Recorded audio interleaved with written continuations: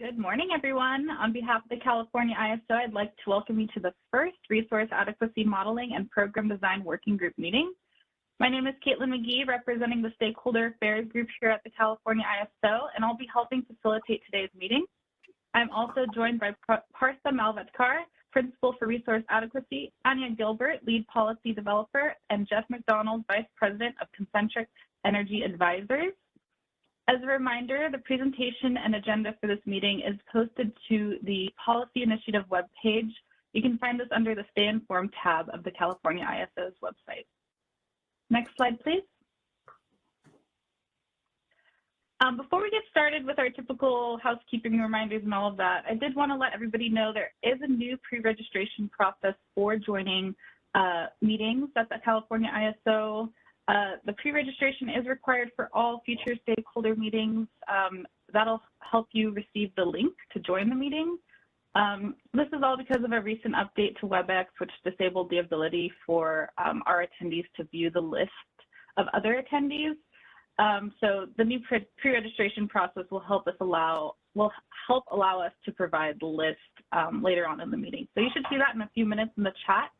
But just wanted to give everybody a heads up that there is a new process. Next slide.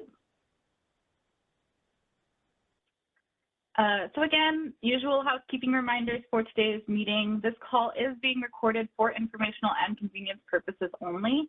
Any related transcriptions should not be reprinted without the ISO's permission.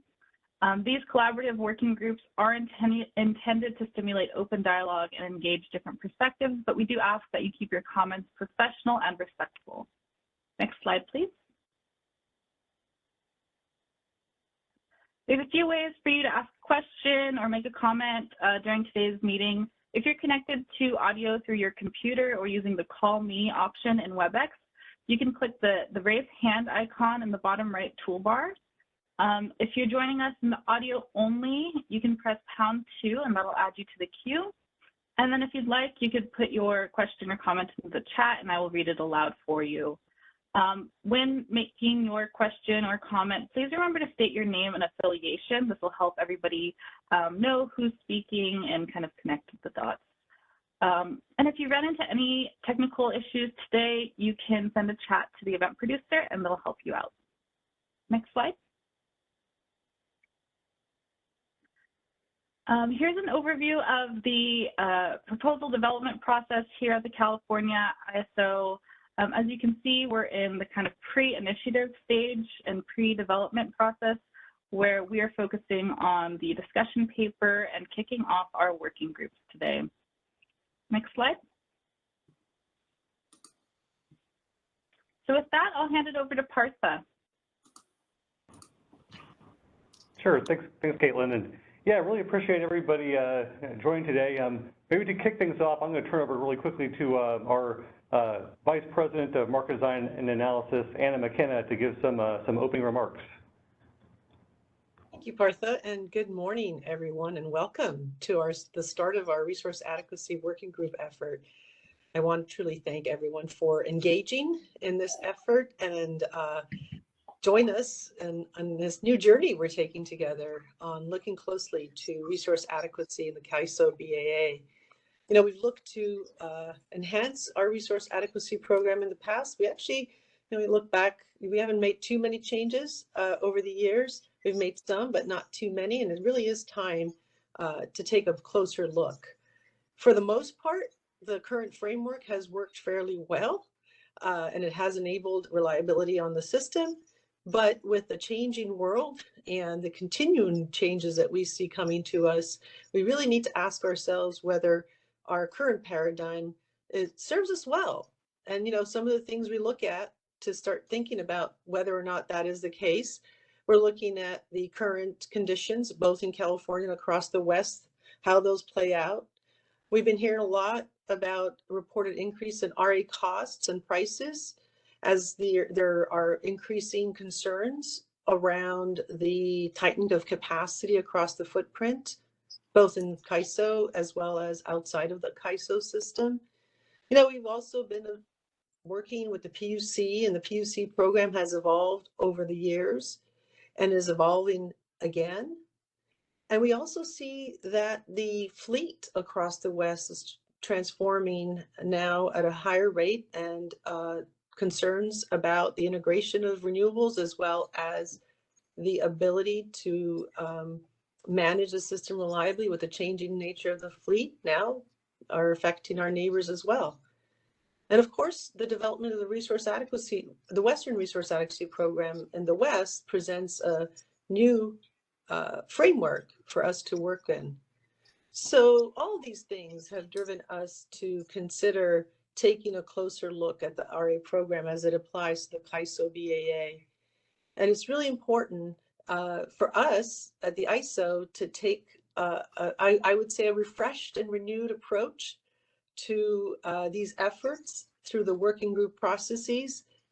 And we hope to have a very robust dialogue and these preliminary meetings to really formulate a good framework for future development. I don't have to mention, I think it's really also important to note that the reliability events that we experienced in 2020 and have been again experiencing based on extreme events is not unique to the ISO footprint, and it does affect not just us ourselves, but it affects all our neighboring BAAs. And that is an important element for us to consider as we start thinking about whether or not the RA program, the paradigm we currently operate under the CAISO BAA, is sufficiently robust, or does it require some additional adaptations and adjustments to ensure that we're meeting those challenges adequately, recognizing that these are not the only efforts underway to do so. I also wanted to take a moment because as you all, to thank the PUC and the CEC and the LRAs, because as you all know, we share responsibilities with the local regulatory authorities and the PUC, which is the largest of the local regulatory authorities, as well as the CEC, in administering and ensure the RA program and ensuring that there is resource adequacy on the CAISO BAA. And over the many years that we've been working together, we've actually forged very strong partnerships. And most recently, after the 2020 events, we took a lot of time to work more closely together and reinforcing those partnerships and really hardening our procedures to make sure that they work effectively in a coordinated manner for our common goal. So we're excited as we embark in this new journey to continue our coordination with the local regulatory authorities, as well as the PUC, and including the PUC, and as well as the CEC. And we look for, looking forward to the future. We're excited to look at enhancements on the basis of this renewed and strengthened coordination and collaboration amongst us all. I actually wanted to also take another moment to commend the PUC for their work over the past couple of years to evolve their program and to ensure that energy needs are met in the operational time space. And with the evolution of the slice of day approach, we're cognizant that we will need to be prepared to ensure that it's operable within our system. Though the PUC is the largest of our local regulatory authorities, we still have to operate a multi-LRA program and need to ensure that we can still meet our system needs reliably in the context of this diversity of programs.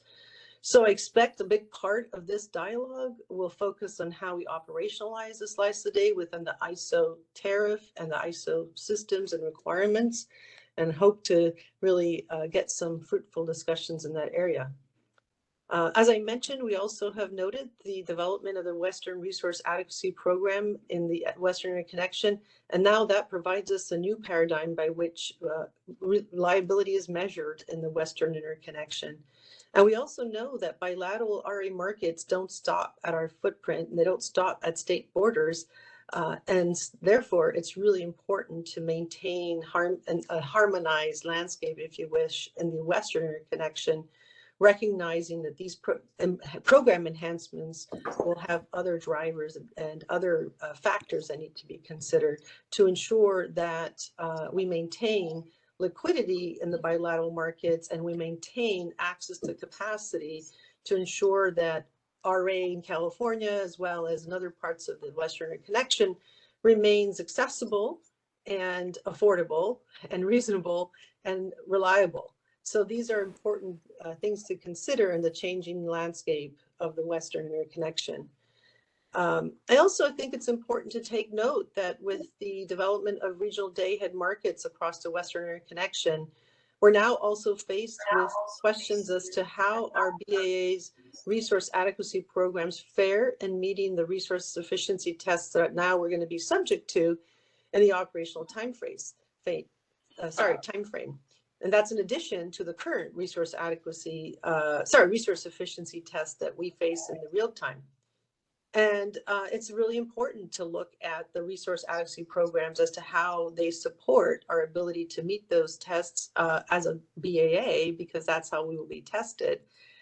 And if they do not, and if we don't pass those tests, what does it mean in terms of assessing responsibility for deficiencies in meeting those requirements? So these are questions that have been circulating around the community most recently, and it's important we take a look at that, the resource adequacy program, with that lens in mind as well. So just want to take another moment to share with you my enthusiasm and all of our enthusiasm on our working group approach to stakeholder initiatives. You know, we've recognized that over the past couple of years now, with the experience of the EDAM working group effort, that we get better results and more buy-in from stakeholders when we take a more collaborative and inclusive approach in defining the problem statements and making sure those, you know, we actually are looking at this, all agree as to what it is we're looking at a specific time, and making sure those problem statements are well defined, looking together as to what the analysis will be that we need to consider. And then finally, you know, what are the principles that are going to drive the actual design? And ultimately, the engagement from stakeholders and actually coming up with solutions. And this has been working in a number of the areas that we are now currently engaged in new initiatives, as well as continuing initiatives. And I'm very hopeful that then this will help here as well. And the working group really is meant to provide that open and transparent process in both seeking and partnering with the stakeholders and getting the solutions. And I want to say with that, I want to welcome Jeff McDonald back to the Western Frontier. Jeff is going to be our facilitator, and I'm very pleased to have him on board with us. Jeff was back here for a long time, a member of the Department of Market Monitoring and here at the ISO, and is very familiar with the Western energy market landscapes.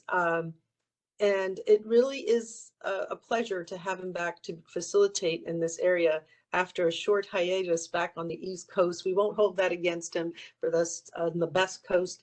But Jeff has a wealth of knowledge, both from having been here for many years, as well as now having worked on a number of market design and monitoring issues back east. And so we're very excited to have him part of this effort.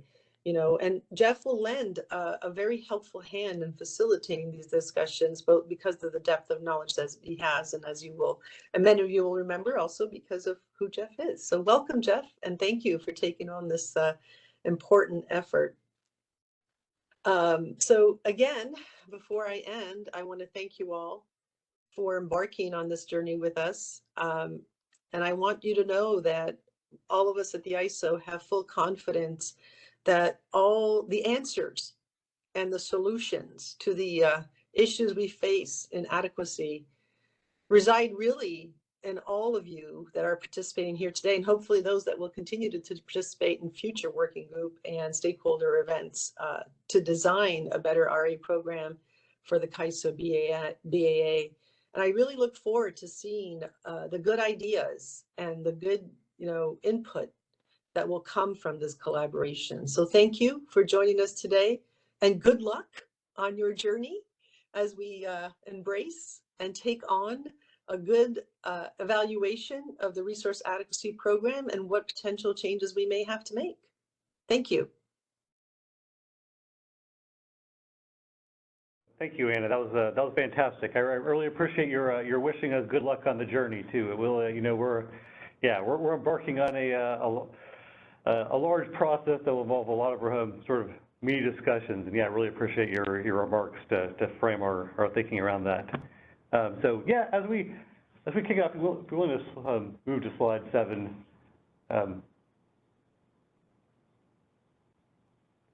Yeah, I want to give a few opening remarks, and really to kick things off before turning it over to Jeff, I wanted to start out by introducing myself and a few of our key team members on the ISO side. A significant portion of our team is new in the past few years, although particularly on the operational side and legal, we have a few longstanding members to our RA efforts as well. So I'm Partha Melvadkar. I'm KISO's principal of resource adequacy and market policy. I'm joined as well by Anya Gilbert and Ansel Lundberg, who are our policy leads on the RA initiative front. Next, I'd like to recognize in the room we have Aditya, who's our new director of resource assessments and planning, as well as we have Xu Sheng, who's our principal, who leads a lot of our modeling efforts within Aditya's group. We also here in the room have Abdul, who manages our teams, largely from the operational perspective, including our outage and backstop procurement functions. And we have Catalin, who most people on the call, I imagine, know, who leads a variety of our processes, including our local study processes and our deliverability methodologies. And from the legal side, we have Marissa and David, who I think most people are familiar with as well, who are our legal representatives and who have a wealth of knowledge, both in terms of our tariff as well as sort of the legal and statutory responsibilities of the ISO. And so I really wanted to call the team because, while the ISO staff will be a little more of in a support role during the working group processes with Jeff facilitating, we certainly will be available as a resource to provide the needed analysis, to describe the way today's rules and processes works, and to give input as appropriate and to help shape the discussions and be effective. So, yeah, so I really want to sort of kick it off with sort of acknowledging the folks here, and that our commitment to work collaboratively with you all as we embark on this effort. So as Anna really well articulated, we're kicking this off in sort of in recognition that the ISO's RA program must evolve to keep pace with changes actively underway in California, including issues around climate change, the transformation of the resource fleet.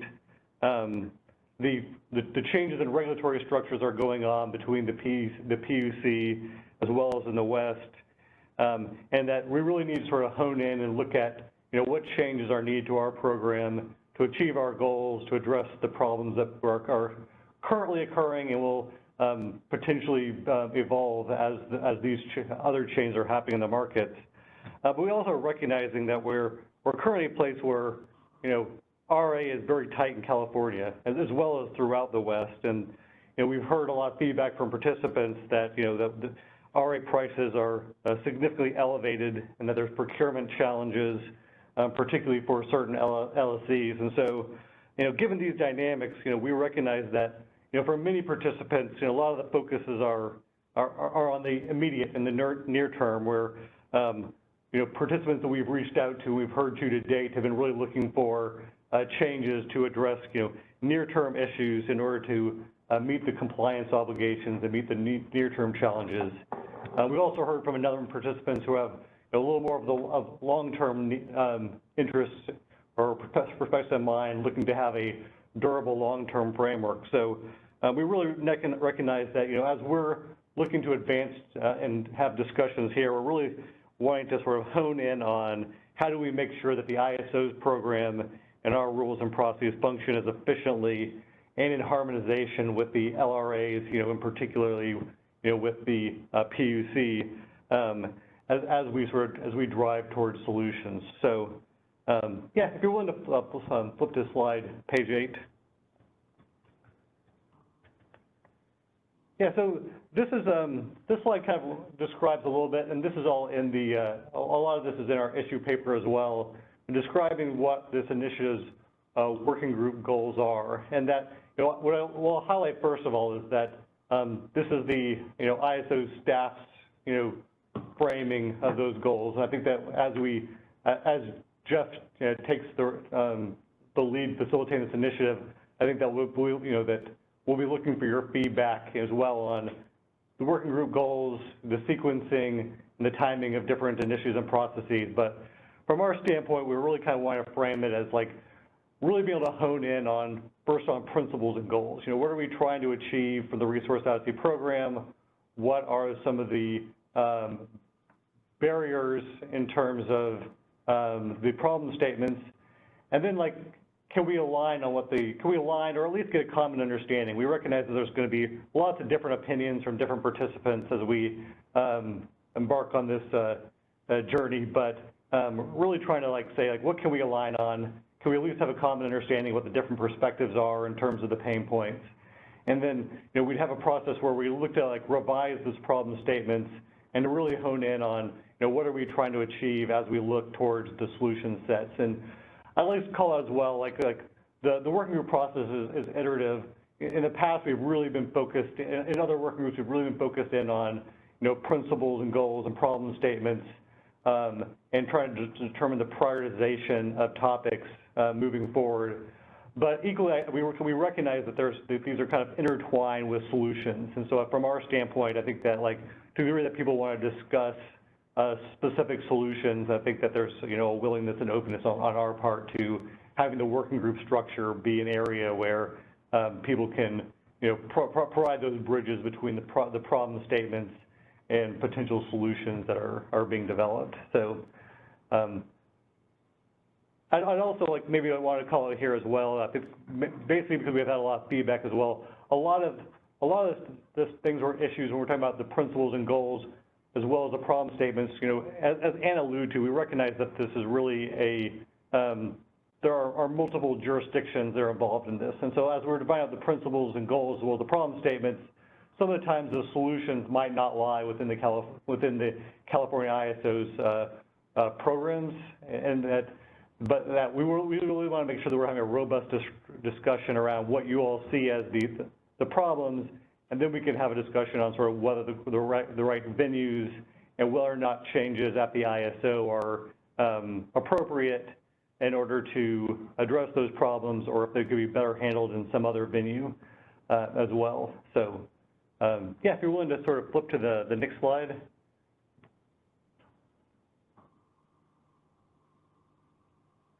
So with this, I'll really turn this over to Jeff now to sort of take the reins in terms of leading the working group structure. For this opening meeting, CAISO staff is having a little bit of a more active role in terms of providing some of the background in terms of shaping what we think are as sort of the key goals as well as some of the problem statements. But going forward, we're really kind of going to be leaning much more on the working group systems and you all to provide ideas, to present proposals, and to have an active dialogue vetting these issues as we sort of try to hone in on effective solutions to meet those the problems that are identified. And so with that, maybe Jeff, I'll turn it over to you to give a little bit of a background on yourself and to take the lead on this working group structure. But yeah, I really appreciate, Jeff, your being here and facilitating this. I think I think you'll bring a wealth of both expertise in terms of the area, but the ability to really kind of elicit hopefully a really constructive dialogue between participants to hone in on potential solutions. So yeah, thanks Jeff. Sure. Yeah, thank you, Partha. I appreciate it, and thanks to Anna for the lovely introduction there. So I think Anna covered a little bit of it already. It's nice to, I guess I can't really see many of you, but I see some familiar names in the participant list for this call, so that made me smile. So it's good to connect with you again. So my name is Jeff McDonald. I worked at Cal ISO and Market Monitoring for about 14 years, then went to ISO New England. I headed up the Market Monitoring department there for 8 years. I've been working with Concentric Energy Advisors for about 5 months now, and across the breadth of all that has been absolutely fantastic mixture of market analysis, market design, investigations into uncompetitive behavior, and a lot of other smaller issues that you don't remember that pop up along the way. But for at least 20 some odd years, it was all ISO specific. At Cal ISO, I did have some experience working in the RA space and the general capacity construct space, and then quite a bit more experience working in that space at ISO New England. They have a centralized capacity market, forward capacity market there. And, so I'll just share, having been in the industry for a little while, capacity is obviously where a lot of forward reliability is procured, and where a lot of money changes hands, and it's where a lot of the effort takes place, and it's important to get it right. We certainly spent a lot of time at ISO New England dealing with issues year after year, trying to fine tune and get it right. Everyone in that space was knowledgeable and cooperative and interested in driving to a good solution. So that's a bit of my background. And I guess before I moved on, there were a few other aspects I wanted to touch on that I think Partha touched on a little bit.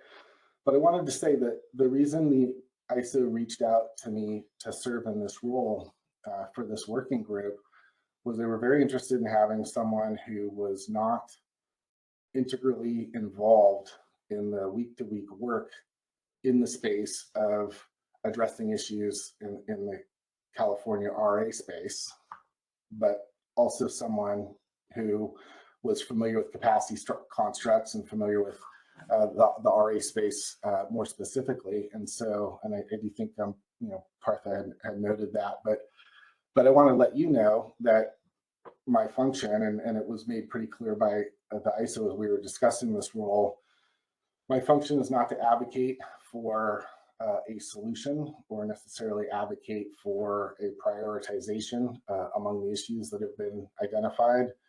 I am here to help this working group focus and prioritize and produce a very clearly articulated set of issues that the group comes to some form of consensus on, the prioritization and the order in which they should be addressed. So I just want to make that clear. I'm happy to answer questions if you have any questions based on my experience that are relevant to the issues we're discussing. I'm absolutely happy to do that. The ISO has made it also clear to me that to the extent issues pop up that require some analysis, whether it's quantitative or qualitative, that they're available to discuss the extent to which that analysis can be done and have some bandwidth available to try and assist in that space as well. So I'm sure that will come up, although, in my preparation for this, working with this group, it became pretty clear there's been an awful lot of analysis done over the last couple of years to identify issues. So that's actually very nice. There's a rich body of analysis out so far. As Partha mentioned, after this meeting, we'll likely have a very reduced level of participation from ISO staff, and it will just be us for the most part, working through the priorities, principles and goals, problem statements, and at the end, coming up with some action items. So I just want to give that a little bit of background. And as I was preparing for this role, for the facilitator role, and thinking about where I can add some value, one thing kept coming to mind for me, aside from prior experience with capacity in the capacity space, but just over 20 some odd years, it just became more and more clear to me each year how important it was when we started talking about prioritizing issues or started talking about solutions, even at a higher level, how important it is to have an extremely clearly articulated issue. And so aside from anything else I might bring to the table, I think one of the things will be to try and focus on as we circle around a pool of issues. Obviously, the group of participants will need to focus most on prioritization, but I think you'll see a lot of my effort focused on making sure that we all understand the issue we're talking about and that it's pretty clearly articulated so that we have a sense of what it really is and how it might be tackled. So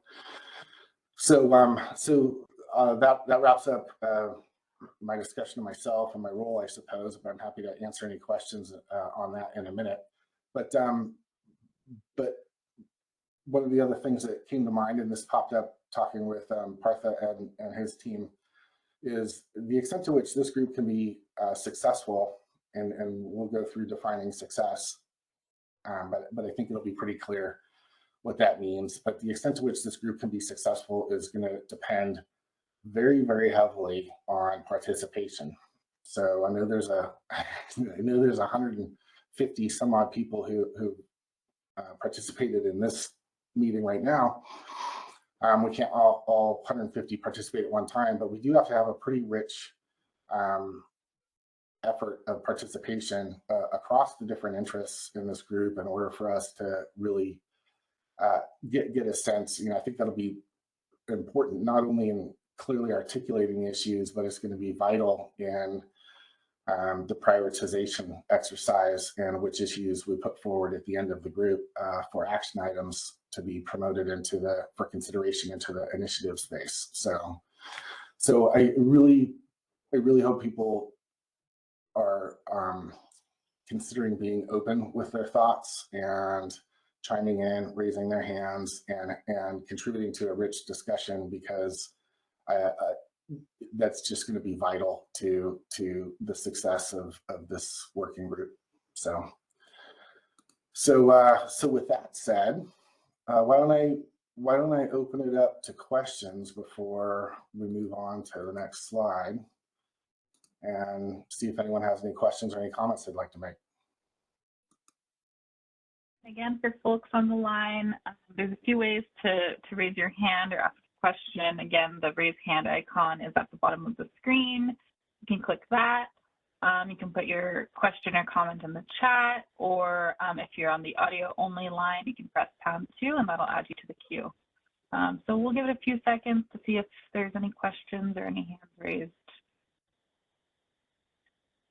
So I see Doug Karpa from Peninsula Clean Energy. You have your hand raised. Go ahead. Good morning. In the spirit of participation and starting as you mean to go on, I thought I'd raise my hand and just thank you all for launching this. And I was actually very gratified to see the scope of this, taking a look at a lot of the economic side of RA issues and affordability, and having clearly heard that there's some pretty crazy things going on in the RA market. So I'm very gratified to see that getting incorporated in the conversation. So looking forward to it. It should be fun. Great. Thanks for chiming in.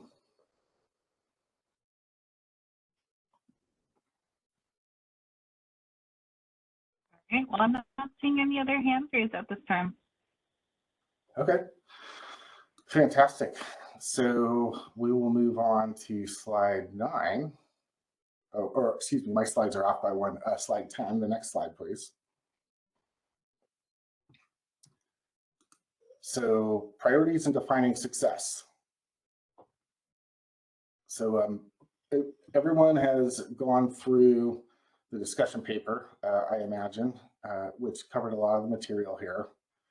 And in this particular space, we're looking for some discussion about how the group thinks about prioritizing and what success would look like at the end of the working group, or as we'll discuss later on, we may choose to chunk this up into branches and groups of issues. And so at the end of each sprint or branch, how would we define success? So some of the aspects in priorities. So the RA space is very complex, especially with California's expansion into the West, with EIM and the EDAM. So there are some interdependencies. How do we consider those interdependencies and how we prioritize the issues that are brought up from the group? That's something that certainly the ISO can help resolve very, very dependent linkages across issues that are brought up and across issues that are outside the RA space, but perhaps in the broader West space. So that's one consideration that we need to address as we talk about priorities. Other considerations obviously are whether an issue is poses a more imminent reliability issue or less imminent, whether the issues brought up have a more severe valuation aspect versus less severe. Is it more of a convenience issue or something that is affecting a large amount of money that's changing hands in the commercialization of RA, or again, something that the ISO is having to deal with or work around in the reliability space. So, those were some thoughts that I had regarding defining working group success. A straw proposal for that is alignment on problem statements and alignment on principles and goals. With 165 people interested in this, and based on my experience in wholesale power markets, alignment is a relative term. So that's something we should talk about also. There are a lot of different interests being represented by the folks on this who will participate in this work group. So how do we think about a threshold where we feel that we're aligned or aligned enough on the problem statements and principles and goals and any of the other matters that we're going to be going through this process. So I think in my view, I spent quite a bit of time thinking about how can we make this a constructive forward-moving process where we're not stymied by meeting after meeting of back and forth, or stymied by a lack of ability to focus because there are so many issues that we're moving around and not able to make progress on any of them. And another way that we could be stymied from a successful conclusion is not understanding what alignment means to us, or when we're aligned enough that we can move forward with a particular issue, or put it aside perhaps for later, or not address at all. So I think it's important. I don't know that we need to spend hours and hours coming up with a very clear articulation of what alignment is, but I do think we need to have some discussion and acknowledge that this group may not be fully aligned or completely aligned on some or any issues, and we need to know how to deal with that in order to move forward. And obviously we need to discuss how we're going to prioritize as well. So I wanted to throw that discussion and my thoughts on that out there, and open it up for discussion and see if anyone has any thoughts on these. For those of you who dove into the discussion paper, there were no doubt things that stuck out to you that you either agreed with, or that you thought you wouldn't include, or you would have worded differently. And so to the extent anyone on the call would like to chime in with their thoughts on how we have some clarity in defining our priorities and our working group success, which will necessarily involve alignment, some form of alignment, how do we go about that? And does anyone have any thoughts that they can add that we can discuss? So I'll open it up to comments. Great. Well, it looks like we have a few hands raised. So let's move to Callie Wells with Gridwell. Hi, this is Callie Wells with the WPTF. First of all, Jeff, welcome back to the West. It's nice to see you again. Hi, Callie. Hi. So I'll just kick this off with some thoughts on priorities from WPTS perspective. I think one of our highest priority items is going to get alignment with the CPUC's slice a day. I think that's more of a time-sensitive issue. Obviously, we have the test year coming up in a few months, and then the binding year following that. So I think from our perspective, that's one of our top priorities. So I just wanted to throw that one out there. Okay, well, thank you very much. And I saw on my screen somebody threw a thumbs up in there, so it sounds like you're not alone. All right, let's move to Noah Tang with Middle River Power. Hi, Noah. Noah Tang from Middle River Power. Can you hear me? Yes, I can. You're a little, your volume's a little low, but I can hear you. Oh, sorry about that. Okay, so I would agree with Callie with regards to the slice of day implementation over at the CPUC, but also at the same time, I think we need to look at what the timelines are on various milestones so that we can prioritize in the sense that is 2025 a goal or is 2026 a goal? Because certainly I don't think 2024 is a goal at this point. And so part of that has to do with the planning reserve margin and whether or not the RA program can get to 0.1 LOLE at this point for that particular time, because I don't think it's currently uncertain right now whether or not the RA program is able to achieve that reliability metric. Thanks. Okay, so fantastic. So we have another issue. I think that was one additional issue of evaluating the reserve margin, the planning reserve margin process to see if it's producing a target that produces the 0.1 LOLE. So thank you, Noah. Okay, let's move to Lauren Carr with Cal CCA.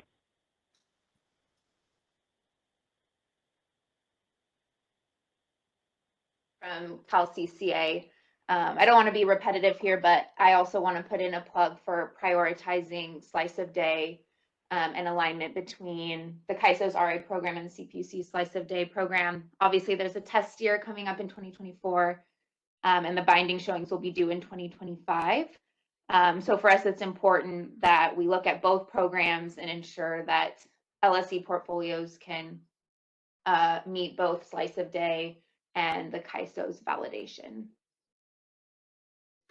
Okay, thank you.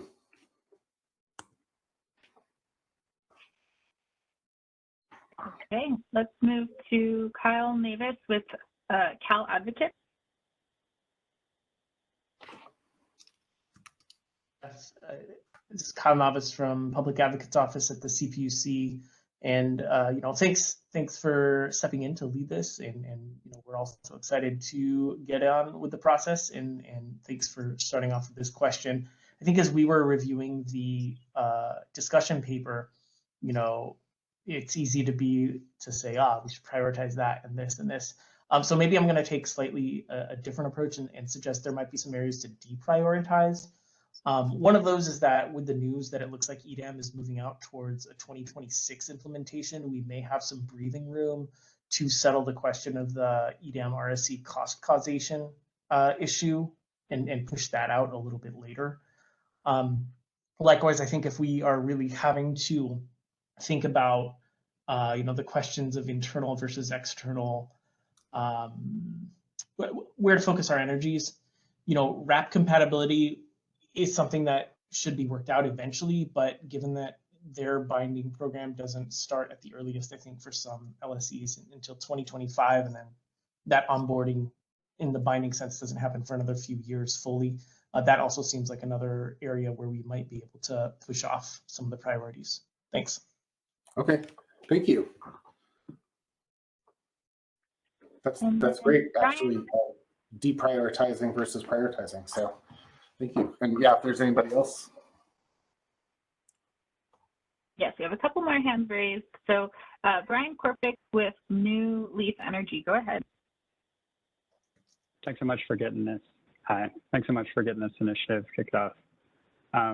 One issue that New Leaf has been presenting to CAISO, and most recently in the deliverability assessment methodology initiative, is the issue of creating a separate local RA product. And just a quick overview, we've proposed a different methodology for local RA because it shouldn't have to be exportable or deliverable to the aggregative load. And CAISO had given us an indication that this would be the home for that issue, and just wanted to confirm that. Okay, so we can certainly add that into the issues that we'll be sort of going through and prioritizing, and it does sound like it belongs here. If it was jettisoned from a different process, I think this is the right home for it. Great, thanks so much, Jeff. Yeah. All right, let's move to Perry Servideo. Hey, thanks for having us, and welcome back, Jeff, to the West. This is Perry Servideo, California Energy Storage Alliance. I did want to echo the concern for the slice of day alignment in CAISO's processes as well. But I might caution to maybe broaden that principle or that that item up a little bit to just say in general we'd like regulatory alignment, and that goes beyond just the CPUC's RA program. As it directly relates though to slice of day, and I believe the CAISO has a really good opportunity to do this through 2024. We'd like to see some transparency from CAISO on how it would be making its compliance determinations and how that would compare under slice of day versus under status quo. And we'd also like to see how CAISO would be making CPM determinations, or at least have the transparency there under the data it's receiving from slice of day versus if it were to just use the data that it has today, how it would come to those CPM determinations, and if there is any difference between the two. Those are just some particular points within the alignment that I wanted to put out there at this stage.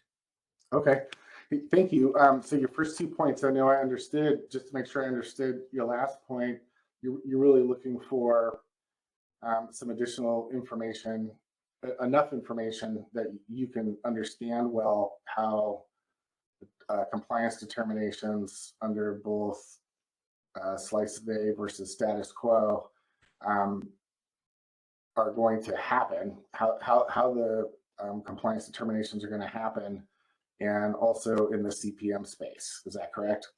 Yeah, so for instance, if a load serving entity can be found to be compliant with CPUC's slice of day showing, where they give the showing then over to the CAISO, would the CAISO also find that LSE compliant with its tariff requirements to submit resource adequacy plans? The other point on that was also, like you mentioned, on the CPM determination. And that is just to say transparency into the data that CAISO is looking at to make those decisions. Like, it's not going to change its tariff overnight right here for how it would make CPM determinations, but what is the data it's looking at, and what CPM determination would it come out with if it were to just base its determination on the slice of day data that it receives from the CPUC versus what it would do normally. It would be good to get some transparency around that. Okay, perfect. I think I got that. Thank you. Yep, thanks. All right, let's move to Jamie Rose Gannon with the CPUC. Jamie with the California Public Utilities Commission Energy Division. Thanks so much for including us in the process of kind of developing the working groups and just CAISO's continued collaboration with the PUC. That said, I do want to just put kind of a pin in the or prioritization on the UCAP methodology or availability incentive mechanism, reforming that. The PUC recently issued a draft OIR that's on the October 12th meeting that has some preliminary scoping issues identified, and one of those is the UCAP methodology. CAISO's taken a lot of, or done a lot of work on this front in prior initiatives. When we were looking at slice a day in the RA proceeding, it was definitely one of the things we were considering, but didn't adopt, but definitely, voiced continued work on. And we'd really like to see that issue being prioritized by the CAISO in future stakeholder proceeding. Okay, great. Thank you, Jamie. All right, Rahul Kalaskar with AES, go ahead. Hi, Rahul. Hi, Jeff. It's nice to see you virtually. At least I can see you. Good to hear your voice. I'm glad to see you back in the West and making an impact in California. I was just going through a list of stuff from the discussion paper and wanted to check if, there are many things listed in the paper, and will this discussion lead to the scope of all the items, or, the scope is already decided and we just have to figure out the details? I can just pick one example, is like the flex array. Are we going to decide if the system really needs flex array after slice of day, or we're just going to implement new changes? How do we decide the scope? So if you can shed some thought, or CAISO would be helpful. Sure. So that's I appreciate you asking that question. So that helps sort of loop us back around to what's the purpose of the working group, I think. And so you use the term scoping. I think for the working group, so Partha had mentioned that we can talk a little bit about solutions, but the function of the working group isn't to solve the problem, it's to clearly identify the problem, or clearly identify if there is a problem, and if there is, how do we articulate it clearly? And we can have some discussion about solutions. And I'm not sure if by scope you meant solution or not, but the issue that you brought up is certainly something that would fall into the working group process in the context of having a discussion and maybe pulling in some resources from the ISO who could do some analysis to determine if we do still need the product in a slice a day space, or if we don't.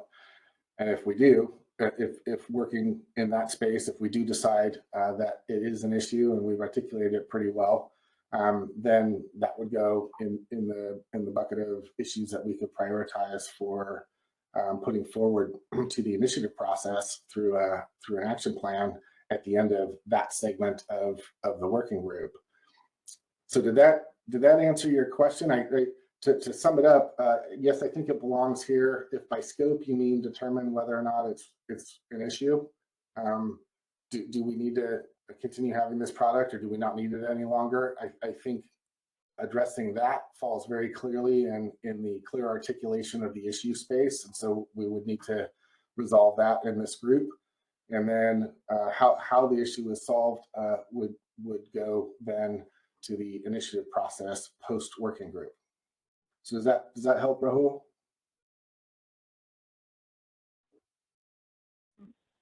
We may want to reopen. There we go. Rahul, Yeah. open now. I'm sorry, I put myself on mute, so it took some time to get back.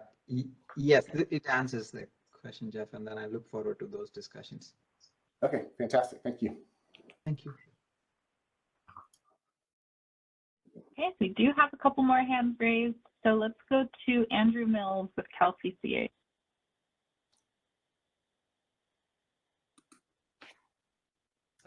I just wanted to suggest expanding on the sub-issue on RA portfolio evaluation that's in problem statement 1. This is a particularly important area for visibility and understanding the market. And one of the things that we've seen is that the CAISO or California RA market relies on imports also of non-CAISO resources. And so just suggesting expanding the scope of this assessment to go beyond the CAISO BAA resources. And this is just especially important in the context of the Western Resource Adequacy Program. Okay. Great, thank you. All right. Jeannie Soul with City of San Jose, go ahead. Just wanted to stress that as we work through these detailed issues, we can't lose sight of the importance of addressing the run-up on RA prices and the importance of affordability. So obviously understand that there are a lot of details under that, but really want to stress that if we don't address those problems, we really haven't accomplished much. Okay, I appreciate that. As I was reading through the document, that was actually one of the things that popped out to me, and I think we'll wind up discussing that. Hopefully we'll get to a discussion of that today. I think we should take a few more comments from folks now, and then maybe move on. We're going to have another opportunity to go through and itemize or articulate some of the issues that are of concern. So I'm smiling because I was actually planning that coming later, but that was naive of me. As soon as I thought we would talk about how we would how we would go about prioritizing, and it completely makes sense that this is a great opportunity for people to chime in and articulate the specific issues that they would like in the list prioritized. So we'll figure out how to prioritize later. I'm glad to hear that people are showing up with a specific list of issues they would like to discuss. So thank you.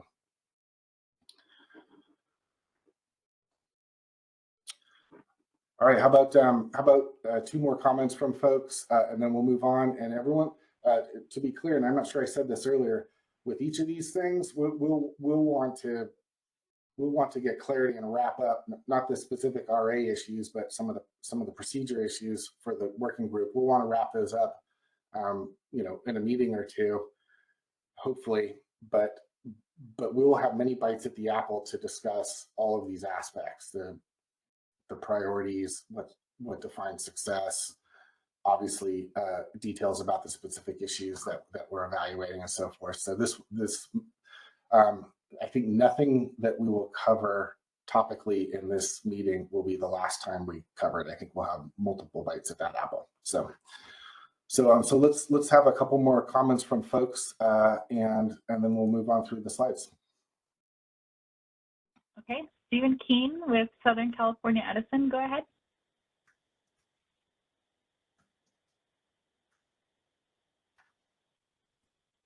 I want to emphasize, I think slice a day is probably the most critical, that we get that set up properly. But then the other thing that I want to add, I think, is we need to try and set up something that's going to be durable and last into the future. If we look at what's expected for California out in the late 2030s and to 2045, is that we'll still have a bunch of the natural gas generation around, but it won't be running very much. That's going to require a big change in how those units are compensated. And now is the time probably to start thinking about that as we put together the RA mechanism. We don't want to just do one that's going to work for right now for the next 2 years or something like that, but we need to look at putting together something that will be durable and that will continue to function, in at least in the 5 to 10 year range, and hopefully even longer as the composition of our generation fleet changes dramatically and as our needs and load patterns change dramatically. So I just want to put a plug in that we at least consider those sorts of issues, that we look out and make sure that it's going to be functional, that it can function in where we think the future will be. Thank you. Yeah, I appreciate the comment. I've, you know, like many of you, I think over the last couple of years, I've been seeing and reading more and more about how to deal with the energy transition. There's a lot of focus on how to bring in new zero carbon resources, but there's more and more discussion over the last couple of years about how do we deal with what's already here. We don't know what the end state looks like in terms of a market and in terms of you know, what will be valued, what products will be valued, how will revenue adequacy hold up under this future market structure that we don't know what it looks like yet. And we don't know how long the energy transition is really. And so there's an awful lot of uncertainty and an awful lot of questions in the space that you're talking about, Steve. And so I look forward to hearing what people think as we move forward through the working group meetings on how we focus. You know, are we focused on a 10-year horizon? Are we focused on a solution that lasts in the energy transition period, with the assumption that during the energy transition period, we will, you know, everyone's going to be involved in focusing on what the post-transition market and revenue adequacy and reliability spaces look like? Do we focus that far out? Do we focus for 10 years? So I think that's going to be a great part of the discussion, you know, during part of these meetings. So I appreciate you bringing it up. Thank you. And how about one more? That's all we have for hands raised, but we did get a comment in the chat from Nick Papa. In addition to CPUC RA alignment, it may be valuable to save some space for the upcoming CPUC IRP staff proposal, which will likely include some form of multi-year reliability requirement. Okay. That's okay. all I see for. Go ahead. I was just going to say, so duly noted, and we'll put that in the list of things to consider. All right, well, that wraps it up for our questions. Great. Yeah, that's fantastic. Thank you to the folks who chimed in, and we will, as I mentioned, I was smiling earlier. I was really planning on getting to that part later. I was hoping we would talk a little bit about how we might prioritize, but we will get to that, and I'm sure there'll be a lot of thoughts on that as well. So let's move on to the next slide, please. So principles and goals. Partha, did you want to walk through this? Sure. Thanks, Jeff. And yeah, maybe, you know, this part of the presentation, I really want to sort of kind of lay out. A lot of this stuff is already in the discussion paper. And so I'm not going to, I don't want to sort of reiterate sort of all the elements in the discussion paper. It sounds like most of the folks on this call had sort of read through it. But I thought at least, you know, in terms of framing the discussion, you know, I thought maybe could share sort of where the ISO is at in terms of sort of the principles and goals that we're seeking to achieve from potential reforms to our program. And we recognize, again, to maybe reiterate some of these principles and goals, I think that we're going to get feedback to say, you know, how much of that really should be addressed in the ISO's area versus in the LRA areas, or could be addressed via contracts or other mechanisms. So, but this is really kind of that, we're at a high level to try to see, you know, and like from a working group standpoint, you know, you all can use this as you see fit. This could be something where there could be high alignment, saying, you know, yes, we agree these are right principles and goals. We need to sort of take these and use these going forward to sort of hone in on problem statements and hone in on solutions and prioritization. It could be the case where folks disagree, want to sort of edit them and have a different list or have a different way that they're formulating it. So yeah, so that's background. But maybe before I get to the principles and goals, I wanted to give sort of maybe a short response to a few of the comments that are given. Just to, I think that there'll be lots of overlap. We obviously heard a number of people comment on the CPUC slice a day and recognizing that changes on and within their program are coming. I think that we're sort of well aware that, that the PUC jurisdictional entities, they make up, roughly, 90% of the ISO's BA footprint. And so alignment and harmonization with the PUC program, as well as with, the other LRAs, is really key. And that, from our standpoint, I think the way we've been thinking about it is, that we might need to have some sort of process. It might be, a working group meeting, it might be a workshop, in terms of really kind of honing in on, particularly, for 2025, where for full implementation, I think a number of people, including, Perry Servideo, as well as Noah, and have brought up some of some specific concerns about trying to understand, how will those processes work. And I think that we're really trying to hone in on, like, how will those work within our program to achieve the goals that we're trying to achieve today from our resource adequacy products, processes and structures, as well as really try to articulate and get feedback on, any commercial concerns from participants. It could be from the supplier side, it could be from the LSE side. We're trying to meet sort of multiple programs and objectives. And so, yeah, I think we've heard that sort of very clearly in our, at least on our own, in trying to think about, and it might be sort of getting feedback early. Is this something we want to carve out quicker to have some sort of process that's sort of addressing those issues in light of the CPUC slice a day? In terms of the second one, we heard sort of a number of feedback, from New Leaf Energy, as well as Rahul, some of your comments on FlexRA, and that, I think that, at least in terms of is this the right venue, I think yes. I think from our standpoint, that we have a section that really is kind of honing in on product definitions and requirements, and like, are they still effective in terms of meeting the reliability needs in light of the evolving grid, and are there sort of economic concerns as well, where they might be posing undue barriers. And so really, like, in terms of like some of the discussion on creating a separate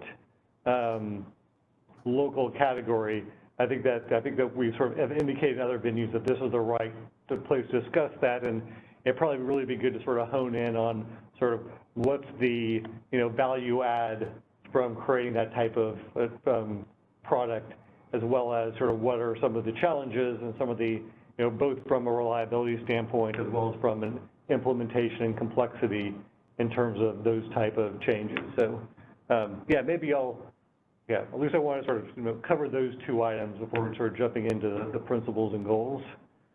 But yeah, so yeah, if you're willing to flip to the next slide.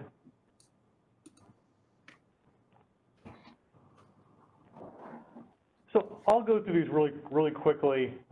We have sort of a separate list of principles and RA goals, and I will say, just acknowledge sort of up front, the principles, we recognize that they're very high level, and that there's sort of a lot of different interpretations in terms of, what does reliable, implementable, durable mean, and that I think that, I think part of the process here might be sort of refining in on sort of, are these the right set of high level principles, and how would you all want to, frame these in terms of some of the trade-offs, in terms of how you all look at this. In terms of the RA goals, we had, within the paper, we had a little more details around each of those three sort of major categories, but I thought I'd sort of briefly, I'd like to get sort of feedback from participants and a little more of a discussion around these. As Jeff alluded to, this is not going to be sort of the last time that you all are going to get to sort of comment on the goals for the RA program and to be able to shape them. I think that there'll be certainly an iterative process, as these discussions happen in terms of, are these the right RA goals? But at least from our standpoint, at least within these three, kind of our first one was, as you can see here, was, the CAISO's established modeling and, visibility enable a reliable overall system. And when we're honing in on this, we had a number of sort of sub-issues around that one. The first was, really kind of honing in on the need to have a measurable and well-defined metrics that we're shooting for. You know, we had in the paper kind of that the RA program meets at least a 0.1 LOLE planning target. We recognize as well that, you know, we've done outreach with other RTOs and ISOs who are looking at different metrics, different formats, but at least we want to kind of put that out there for discussion and sort of kind of hone in on the idea that we really need to have, you know, targets and objectives we're shooting for, and particularly as we sort of have more discussions around modeling and visibility within the ISO's grid. The second one, under that number one topic as well, that we discussed a little bit, you know, that the need to have planning assumptions and outputs are revisited regularly.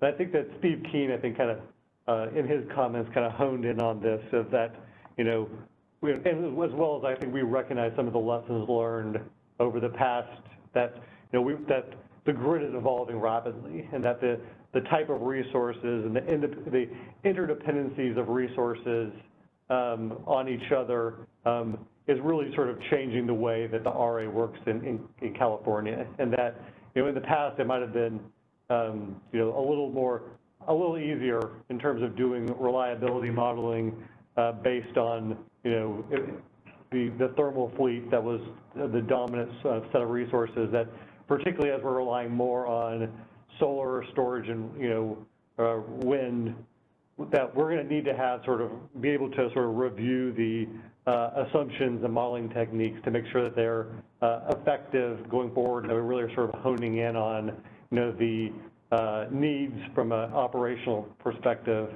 and using data in order to sort of form those processes.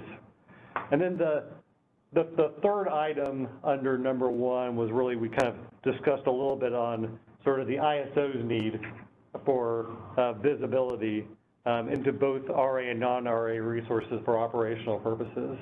And that this is really kind of recognizing that there are a variety of resources that are contracted to meet the reliability needs of CAISO, but they're currently not shown as RA and made visible into our systems, and that there's a number of challenges this creates in terms of being able to communicate and understand from a program standpoint, you know, where is the ISO's BA from a reliability standpoint. And so I think that, you know, from our standpoint, really kind of honing in on that goal of how do we have, you know, how do we achieve that goal of transparency is something that we're going to try to address. And we've addressed and discussed a lot more in our problem statements. And that's, I'll stop with that one, but you know, we'll be kind of, I think, revisiting that one as well on our end too. In terms of the second goal, you know, we really kind of laid out the high-level goal where, you know, procurement and trading is efficient, cost-effective, you know, fungible and affordable, and that, you know, there's a lot to that, you know, in meeting that reliability objective, and that I think that, you know, participants have really kind of already addressed the fact that under the current RA paradigm, you know, where we currently are today, there are a lot of concerns around the efficiency of the markets. The affordability issues, you know, is sort of a theme that we've heard given the elevated RA prices, you know, both in California and in the West, and really trying to make sure that as we're looking at evolving our program, trying to make sure that they are working as efficiently and in harmony with other other LRA programs, that we're really trying to meet those goals as effectively as possible.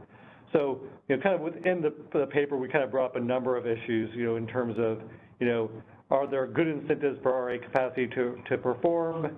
You know, wanting to make sure that, you know, the contract today have good incentives to, you know, to do maintenance, you know, to do capital upgrades, and to take actions to be available sort of when and where needed.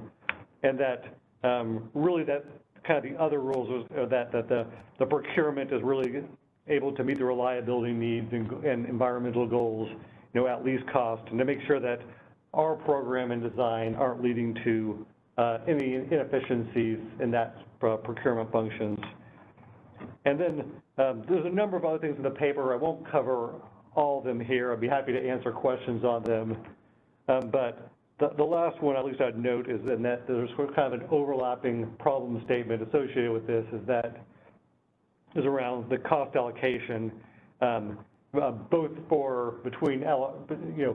both from an LRA standpoint and from a resource standpoint. And we really want to make sure that, we recognize the fact that there are different LRAs, there's different jurisdictional responsibilities, but part of the feedback we've really received from participants, and it's largely in the EDAM forum, but as well as I think within the context of our CPM authorities, is that trying to really make sure that, particularly from an LSE standpoint, we've heard the feedback a lot of that, particularly if they are doing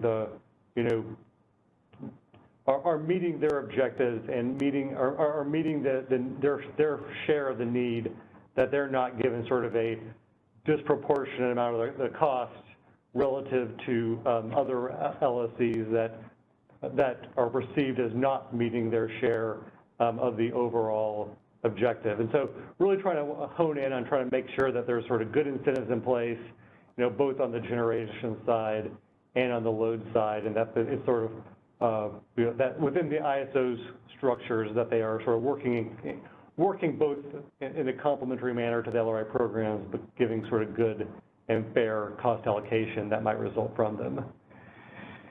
And so then in terms of the last sort of high-level goal, at least I'll sort of discuss here, is kind of the idea that the ISO's program is, implementable, adaptable, and compatible with different programs. And I think that's kind of at the heart of a lot of the comments we heard, like that Steve Keen was sort of raising in from SEE, as well as some of the comments on the slice a day implementation. And that I think that we've heard that there's sort of a lot of pain points, both from an operational standpoint, as well as from an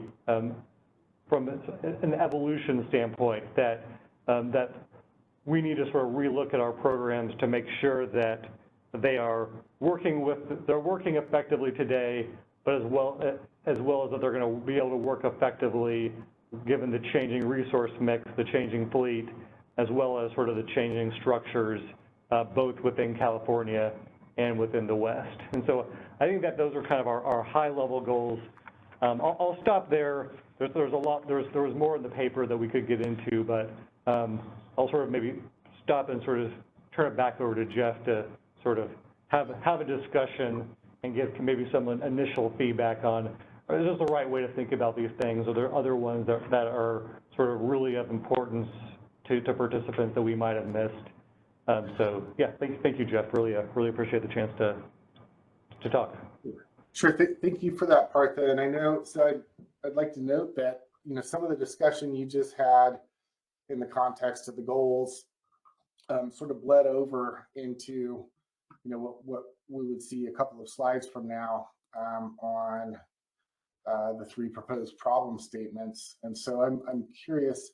I guess it would make sense for us to get some feedback and have some discussion, if possible, on these 2 lists, the principles and the goals. And Partha, you'll be diving into the 3 problem, some 3 of the proposed problem statements in a couple of slides. So, so to kick that off, the discussion here on page 12. I see the principles that I maybe think of them as attributes of an issue or a solution. I think maybe more of a solution, as we mentioned before. We're the objective, the deliverable of the working group is not necessarily to provide a solution, but it is useful to talk about different solutions as we refine our articulation of the issue and some of the principles or attributes of the issue and the solution. So in that context, I think this is an interesting list. I think there's a little bit more written on each of these in the discussion paper. And then Partha, did a great job walking through what, the ISO's sort of straw proposal on how we might look at the goals. So I don't have anything to add beyond what Partha had highlighted for the goals and tied them to some of the draft issues as well. So why don't, and we can talk about whatever you'd like to talk about, I'm hoping we can have a discussion on, are these the right principles or attributes to keep in mind? As Steve Keen brought up, maybe durable has some more detail that can be discussed about it, and is somewhat of a complicated path. There's some other aspects, efficient and cost effective. I know that the concept of affordable was brought up earlier, which would accompany efficient and cost effective. So I'm hoping to get some discussion or some comments from folks on their thoughts or feelings on the issues, the items that are listed here in principles and RA goals. And then I will note in a few slides, Partha's going to go through some of the draft issues that the ISO sees that could be considered by this group. So we can stay away from the details of that. We'll get to it in a couple slides, but let's open this up for discussion, for just commenting on the principles and the goals as they're articulated here. And keep in mind, it's important to have some agreement and some specificity on these, because this is the construct within which we're going to be evaluating and thinking about the issues that come up. So I'd love to hear from some folks. It looks like a few might be queued up already. Yeah, we have about 5 or 6 hands raised. So let's start with Noah Tang with Middle River Power.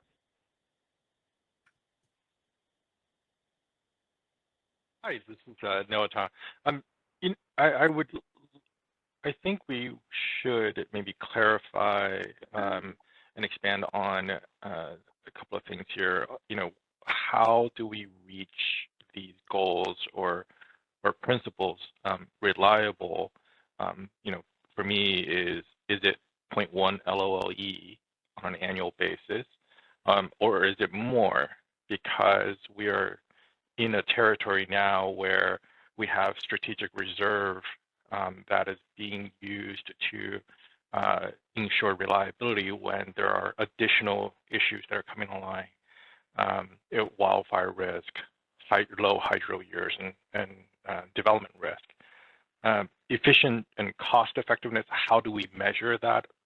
Similarly for, on the RA goals of affordable, what is the threshold? Is there a threshold that the ISO wants to define on what is cost effective and affordable?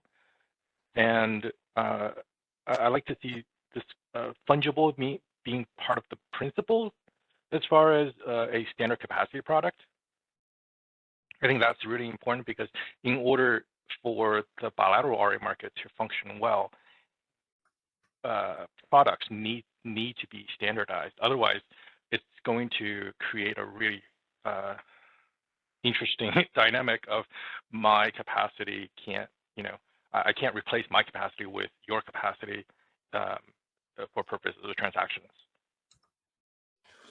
And so that's a good point. I mean, you brought up a couple of good points. The issue of fungible, the way you described it, really does get back.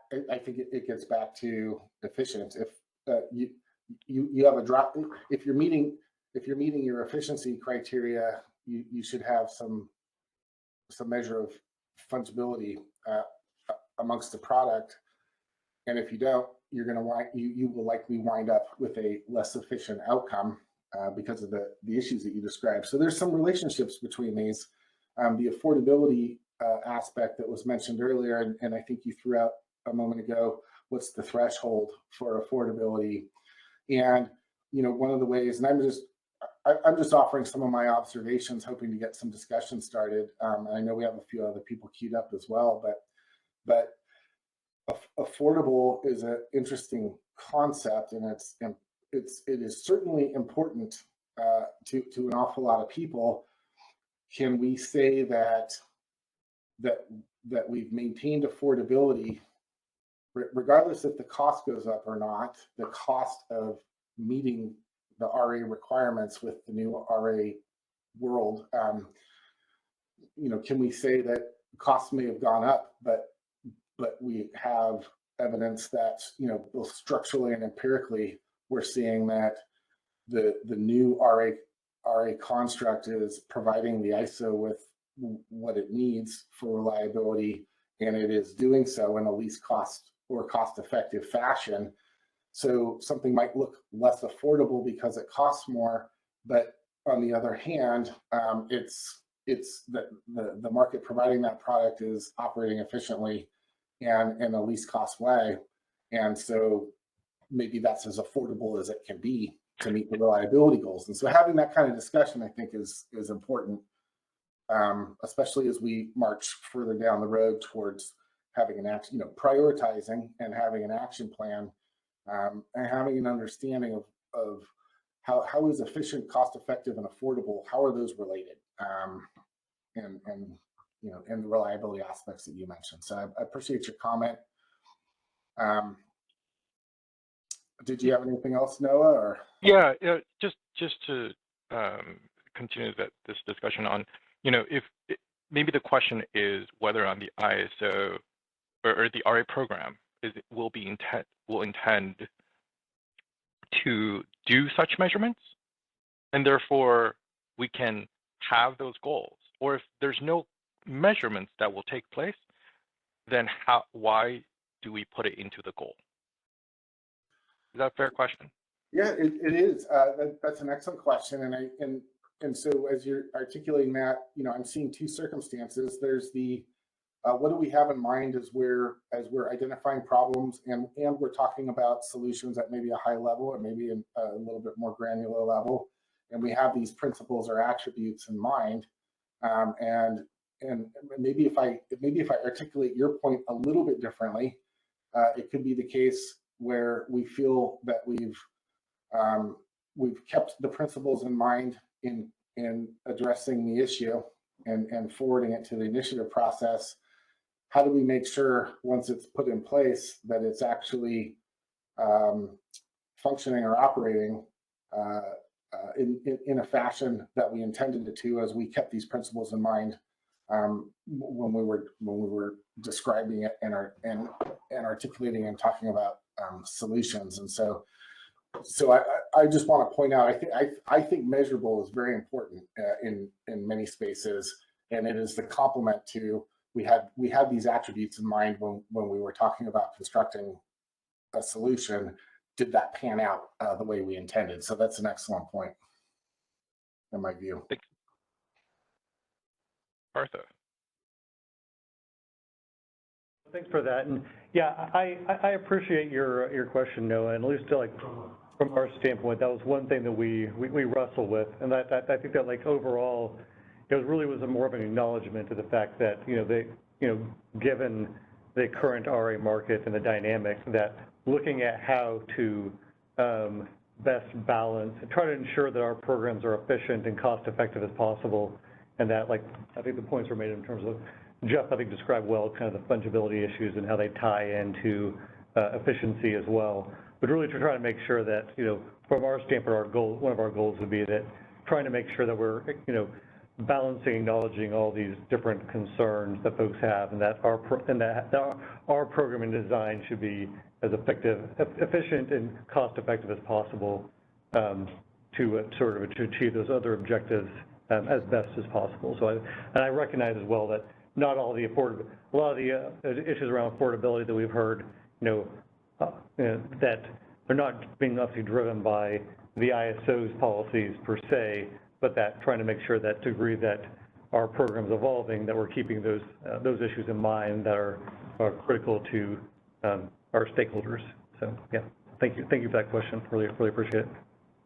Yeah, don't get me wrong, Bertha. I mean, I do support affordability. It's very high on my list, given that I live in San Diego, one of the highest rates in all the United States. But at the same time, the program should be designed or can be designed in such a way that what we're experiencing now is due to years of different types of management on the supply mix in California, right? And that's causing load and supply to meet at a higher price. Now, my sort of solution there is unfortunately it's to bring more supply in, and that can help reduce the pricing, certainly, right? But there are other challenges that are causing the supply to show up.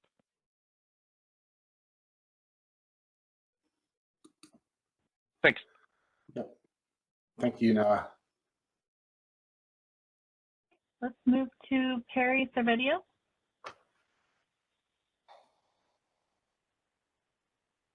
Hey, this is Perry Sisa. So I do have a couple thoughts on this slide. I think mostly to do with the goals here, just to put the thoughts out into the ether. First off, I wanted to agree with Noah that I think the core question he was after at first is really just, we could say these three are our goals. How are we going to measure success to these goals? So I'm not, I almost imagine a third sort of column here where you say, here's how we're going to measure if we've achieved these goals. I don't have any suggestions on what those should be right now, just looking at this for the first time here. The other point that I wanted to make, and it's because people have been talking about affordability, and it's in the second goal here, is there's really three elements to affordability. There's the supply side, the demand side, and then transaction costs. So if you think of it, through this lens, you either need to adjust the amount of supply available. So you need to have, like Noah was saying, more supply available. That could make things more affordable. Or, and I don't think CAISO is suggesting this, you relax the reliability criteria, which sets up the demand for this product in the first place. Because you're getting to your, and I'll get to the first goal on really the reliable solution here. So I'm not hearing you want to really relax the reliability criteria, but maybe there's something there if you've just clearly identified, here's how we're going to define a reliable system. Maybe it does look like it's relaxed from today. The third element is the transaction cost, and I think that's where you were going as part of this second point with procurement and trading efficiency, let's call it, and having fungible products. So there's something there that we could probably work on, but I wanted to just put it into the context that probably yes, we want those things to be efficient, but probably you'll get more bang for the buck on an adjustment to either the supply or the demand in order to achieve affordability. I don't see affordability as a principle. I see cost effective, which is good to see, but I see affordability as a goal here. The other thing that I wanted to mention is related to this first goal. And just I could say, just from the way that I'm looking at this big picture, is CAISO's job here is really to determine if backstop is needed and then procure the backstop. So if everything else, all of the other local regulatory authorities and all of their jurisdictional LSEs failed to do enough, then the CAISO would backstop. So part of that question is really to get extremely clear from the CAISO on how they're defining a reliable overall system. And Noah got to that, or is that some metric for an LLE, or what is it? So it'd be good as part of this process if we can get the clear reliability goal from CAISO, so we know what we're working towards, and then I think that's the key, because then you would be backstopping to that requirement. Related to these 2 points is just this procurement efficiency. I'm not quite sure what arrows the CAISO has in that game. It doesn't set the procurement requirements, or it doesn't really even define the products. That's the job of the local regulatory authority here. So I was just maybe hoping, I think it was Partha, I think you said it, I just would like to confirm on that, is that really it's that CAISO's any design element that CAISO would come up with would not lead to undue procurement inefficiency. So, you know, if CAISO, how I'm understanding that is if CAISO is very clear on its reliability objective, and it has a simple definition of what meets that reliability objective, then you're at least not burdening the procurement any more than what, say, a local regulatory authority program would already be burdening the procurement efficiency with. Did I understand that right? And I know I put a lot out there. Happy to dive into any of that, but I just wanted to get those thoughts out on these goals. Appreciate all of that. Partha, do you have a comment that you can add to? Sure, and maybe at least in terms of the dynamic, I'm certainly happy to take questions about what we said here. And so at least, I think to your, maybe I'll touch these, and I don't know if I'll touch these in order, Perry, so you might have to, we might go, at least in terms of the affordable, I think you kind of touched on the idea of more supply or loosening the requirements in terms of being the two levers. And I don't think that that's how we were really thinking about it. And that really, there's there's other aspects in terms of timing and clarity that can sort of equally affect affordability. And so one kind of easy example could be do we have a pathway to sort of know which resources might be maintained such that, we can have, major maintenance and capital upgrades done in a timely manner. And if they're not done in a timely manner, this could lead to affordability where we need to procure extra resources because we didn't have procurement done in a sort of a timely enough manner to achieve affordable outcomes. And so that was one. And is this the ISO's role? Is this the LRA role? Could be sort of discussions on roles and responsibilities. Another thing that you touched on, I thought I'd respond to briefly, Perry, was, at least from our standpoint, I don't think that we're necessarily tied to sort of just the existing ISO's tools and functions in terms of what should be discussed here. And that I recognize the fact that there are jurisdictional splits between the LRAs and the ISOs, but I wouldn't want to sort of limit it to saying, here are the current tools and here are the current processes, and so that's all we're going to discuss in terms of what the ISO's role might be going forward. We're certainly wanting to make sure that they are working efficiently and effectively with the different LRI programs and the different responsibilities, but I didn't want to sort of leave people thinking that we're just talking about just the existing tools and processes within the discussion. At least from our standpoint, I think almost all those different issues on the table. And maybe, Perry, could you remind me, you had a third item, I would respond to it, but I didn't take notes fast enough. Yeah, no, so I think you hit on 1 and 3. I think the second one I mentioned was on just being clear on on your metric for reliability, because in my head, that was just leading to a very simple explanation of in what instance would the CAISO need to backstop with an efficient, cost-effective, and fungible backstop. Yeah, and that as well, I think will probably be, I think, a topic that, we're happy to weigh in. I think you're providing fair feedback. We'll discuss a little bit what the process is going forward. I think that this will be kind of a multifaceted, from my part, I think it'll be sort of multifaceted in terms of discussion between the LRAs.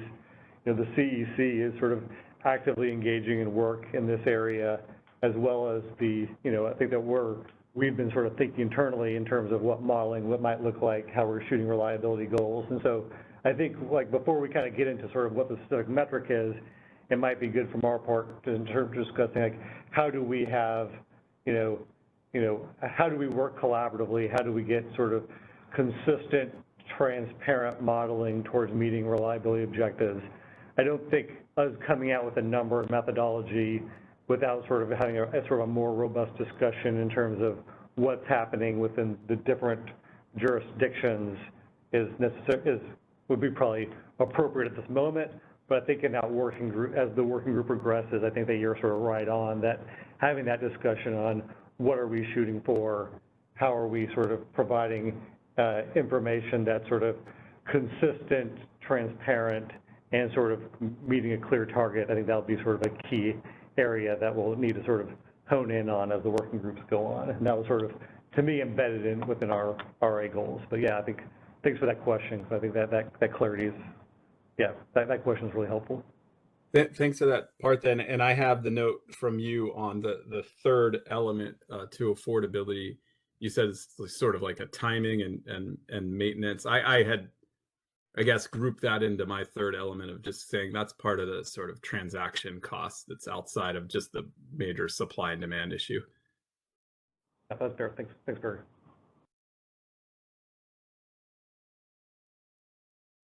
All right. Let's move to Tong Wu with WAPA. Oh, hey Jeff, welcome. Good to see you here. It's been so many years. Well, I have some comments. I'd like to hear your feedback. I think the most important thing is to define what RA is. So here, my understanding is that RA is a capacity, and it's a planning concept, meaning that when you determine the RA capacity or how much capacity you need, you forecast out 20, 30 years. And for every year that you have an annual peak, you want to meet that. You want to meet that with various capacity tools. You can have installed capacity, you can have contracts, but it's different from an operational capacity where you need to meet hourly load. Okay, these are two different concepts. Yeah, so it's very important for us to define here what RA means. So if we define RA as a planning concept, then there's a different interpretation than if you define RA as operational capacity. For example, reliability. What is reliability? From planning point of view, you try to line up capacity to meet your, say, annual load and monthly load, not hourly load, from planning point of view. So here, reliability means meeting those peak loads. But if you talk about operational capacity, reliability means power system security. You run contingency analysis. You make different assumptions about available capacity, available transmission lines. You run that contingency analysis. That's run in real time. Right? So it's a different assessment, different kind of tool to determine whether you meet reliability or not. So it's very important to define what the capacity is. For example, so right now, the ISO determines the RA capacity, the local RA capacity, according to annual peak, the August peak. But if ISO requires a must offer of that capacity on hourly basis, right, that's not efficient and cost effective. So because you don't need the capacity to meet August load for every hour when it's not August during the peak. Right? So I think it's very important to define what RA is. Then we can talk about all these principles and goals. So that's just my comments. I don't need to go through all the principles, all the goals, because I just mentioned reliability and the cost efficiency to give you an example. I don't know whether you have any comments or feedback. So I have a related observation, and I'd like to maybe hear again from you how you distinguish between planning and operational capacity. So on the East Coast, there are issues with gas deliverability during very cold snap periods, especially extended cold snap periods in the winter, and even more so if they're somewhat back to back. And the concept of capacity availability versus energy availability became very apparent, probably 8, 9, 10 years ago, and has become more apparent in more recent years. And not just in New England and New York, but in other places as well. As you're all aware, Texas and SPP and MISO have had issues with that, and I think PJM has as well. And so this notion of, well, we bought a certain amount of capacity in the capacity market or through the capacity construct, and that capacity showed up and we still had operational issues, what was a sort of a defining aspect of the difference between procuring to a plan and then having that bid in and then actually having the operational energy available. That's a pretty specific example, but Tong, is the distinction you're making similar to that, or could you be a little bit more clear for me how you define the distinction between planning and operational capacity?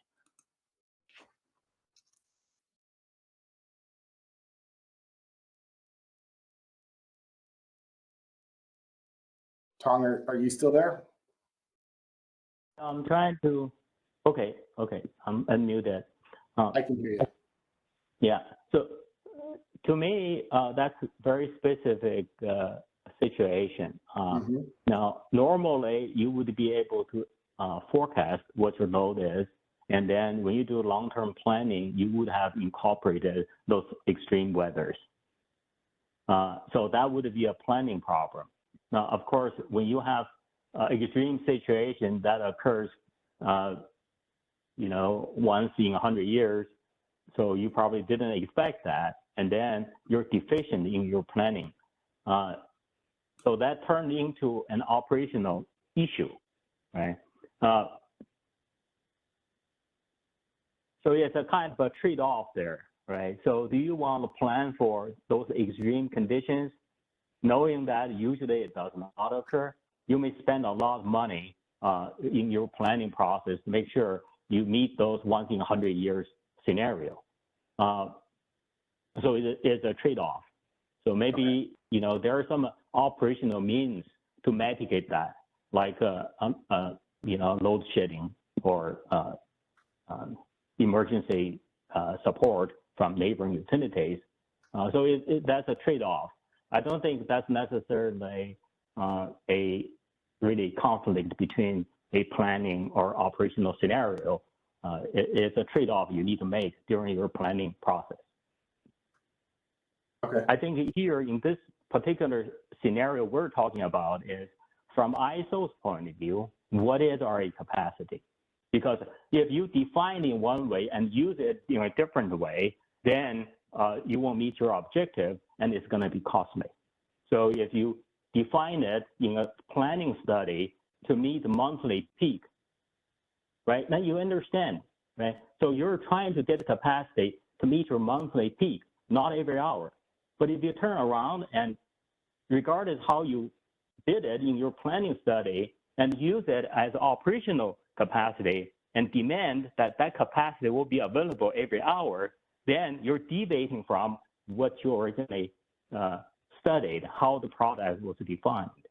Then you won't have it. Definitely you won't have it because you didn't prepare for that. If you, in your planning study, you said that my goal is to have this capacity every hour, every single hour. It's not to meet the peak load, okay? And then you do a different study, right? And so then you'll be able to meet that. You let everybody know, this is my capacity, that's my expectation, and you go get the capacity, right? So whether that's cost effective, that can be debated, but at least you're consistent in your planning process and your operational process. You don't change the concept. Okay, thank you for that. I understand what you're saying, and I think you highlighted the operational and/or operational reliability aspect of that. As I hear you describe that, I'm thinking in the scenario that you're talking about, you really have two different products, and you're paying for one and using the other. And it raises issues of valuation as well. Is that consistent with how you're seeing it?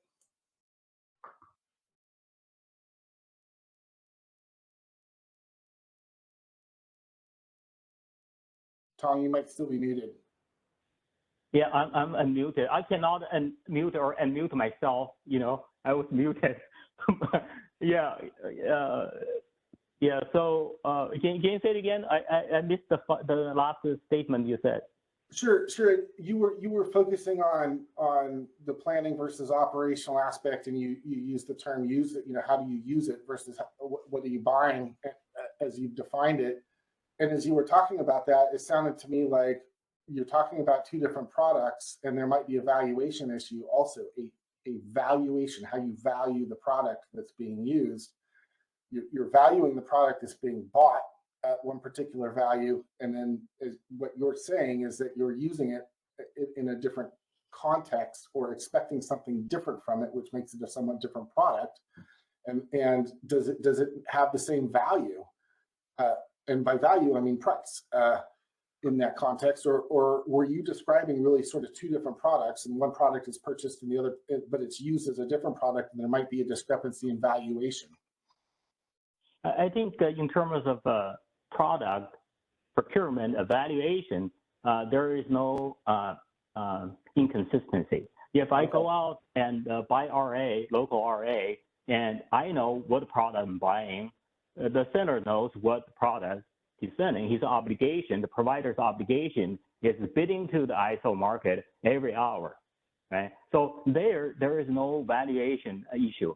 The discrepancy is between the planning process and the operational process.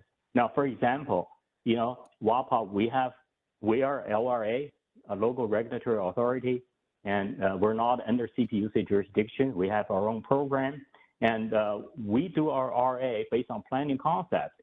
We want to make sure that we line up resources to meet our monthly peak, right? And we have hydro resources. We have limited amount of water. We plan for the water, when it's available, how to dispatch that, and how to line up bilateral deals to meet our goal, right? But the ISO, if we meet the ISO's RA requirement, that's a different definition, right? But that would not be sufficient, because we need to have that capacity every hour to meet August peak. That's drastically huge, right? But we have to go out and purchase that because that's ISO's requirement, right? That just costs a lot more, unnecessarily costs a lot more, right? But when we make that purchase, there is no valuation issue. Everybody understands, right? But in the planning process, there is a difference between what we plan to do versus what we have to do to meet ISO's obligation.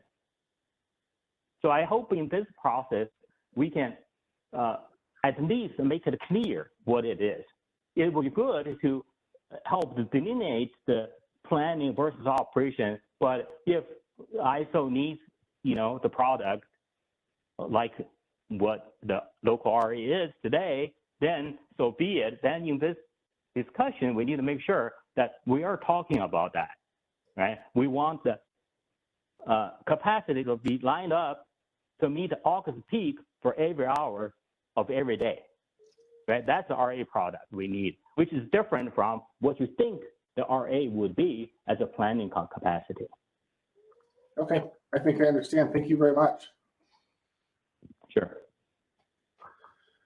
Before we move on to the next question, we do have two more hands raised. I do want to let folks know we will break for a brief 30-minute lunch once we wrap up this discussion. And then again, when you are asking your question on the line, WebEx is a little bit finicky, so just do not mute your line. It'll kind of lock you out. So that'll help you just kind of keep the discussion flowing. So let's move to Lauren Carr with Cal CCA. Hi, this is Lauren Carr with Cal CCA. I had a couple of points that I wanted to make on the goals. The first one is around goal number 2 and the discussion around affordability. I think we all know RA prices have increased dramatically. Partha mentioned that in his opening remarks. From September 2019 to September 2021, the weighted average price for RA has increased by over 100%. That's from the PUC's RA report. And CalCCA has done its own analysis of FERC EQR data, and we see that this price is continuing to increase into 2022 as well. So we really support including RA goal number 2. I think I liked a lot of what Partha said around making sure that the products are transactable and fungible while we're continuing to build the supply stack. I think also transparency in available RA can also help with that. But just wanted to put those thoughts in there around goal number 2. For goal number 3, I think one useful clarification could be around the compatibility with different programs element, and just clarify whether we're talking about the different RA programs within CAISO, like between LRAs, or the interoperability between CAISO RA programs and the Western Resource Adequacy Program, and then also like the interoperability between the state's Strategic Reliability Reserve Program that's going to be used to meet contingencies beyond what's considered in RA typically, and the CAISO's RA program. So I think those could be some useful clarifications to number 3. Okay, perfect. Thank you. All right, Yeah, Stephen Keen with Southern Cal. Oh, sorry. So this is part that at least I thought I'd address it.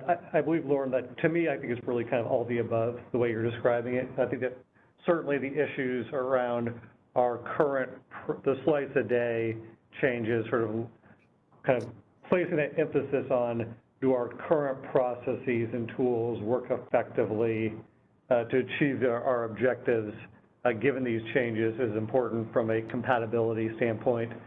I think in terms of the Western RA and the programs are probably a different set of questions just in terms of trying to make sure that issues have been raised about our product fungibility as we move forward, are the inputs and assumptions on, like double counting or those type of issues addressed. And so trying to make sure that compatibility, I think we're thinking about sort of covering that sort of full range of sort of topics, both internally and externally. So yeah, really appreciate that. But I thought at least weigh in on what we were thinking when we created that RA goal. But yeah, I think that clarity and that refinement might be really helpful from your all's standpoint going forward. So yeah, thanks, Lauren. Thanks, Partha. Okay, Stephen Keen with Southern California Edison. Southern California Edison. It's kind of a continuation of my previous comments, but I just want to, when we talk about the principles and goals, I think it's important for us to remember that RA is not something unto itself. It's part of the whole kind of construct of the market. It fits in a number of different ways. And I think it's important to keep that in mind as we go through and we look at what we're doing with RA. As I mentioned before, it's part of how resources, get their total compensation, and that's likely to change as we go forward. So we need to keep that in mind. It also serves purpose as a form of market power mitigation by ensuring that under most conditions, there are enough bids in the market to make the market competitive. And, I just want to emphasize that as we go forward, this relationship between RA and the energy market, and, that's something we need to consider, and that a lot of these principles, I think you can look at them very specifically in terms of, is the RA market efficient? Is the RA market durable? Those sorts of things. But I think we need to kind of broaden that out as well to look at the overall structure of markets encompassing both the resource adequacy, capacity type realm and the energy parts of the market, and make sure that they both work together and that they're providing that the whole thing functions well together, not just the two individual pieces. Okay. Great. Thank you, Steve. Let's move to our final question. Doug Karpa with Peninsula Clean Energy, go ahead.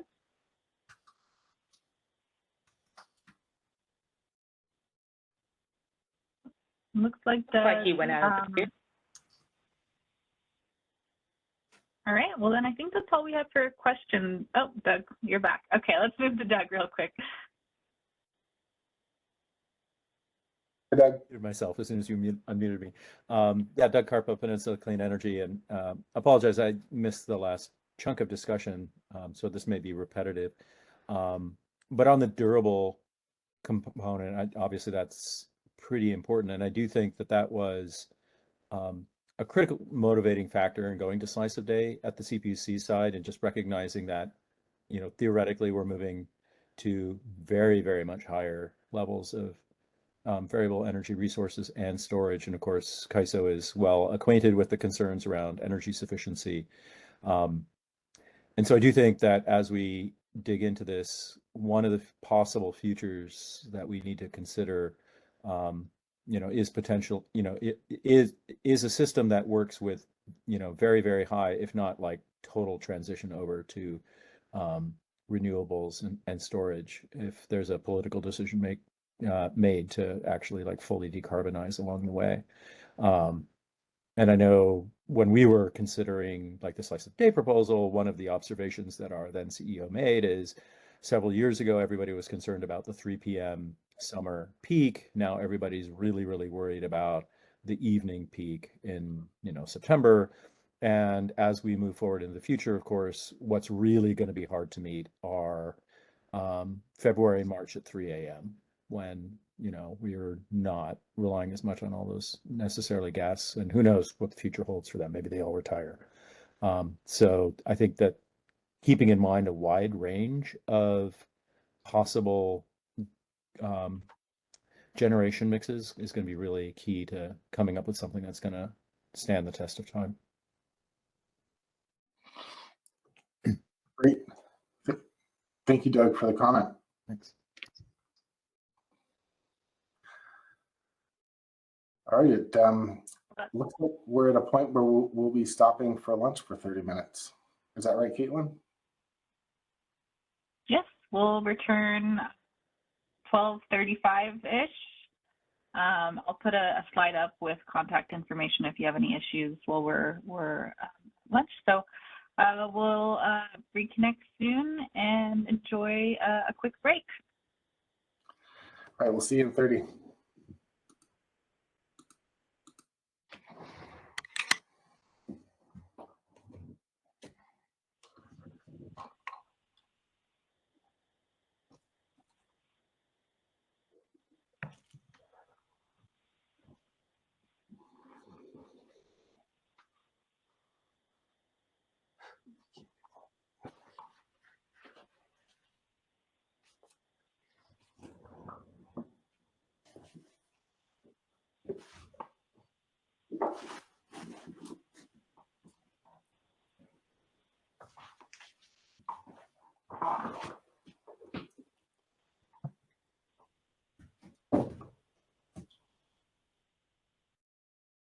Jeff? Yes. Oh, just a quick note that you're not on mute. Oh, okay, perfect. Thank you. Oh, yeah, no problem. All right, thanks all.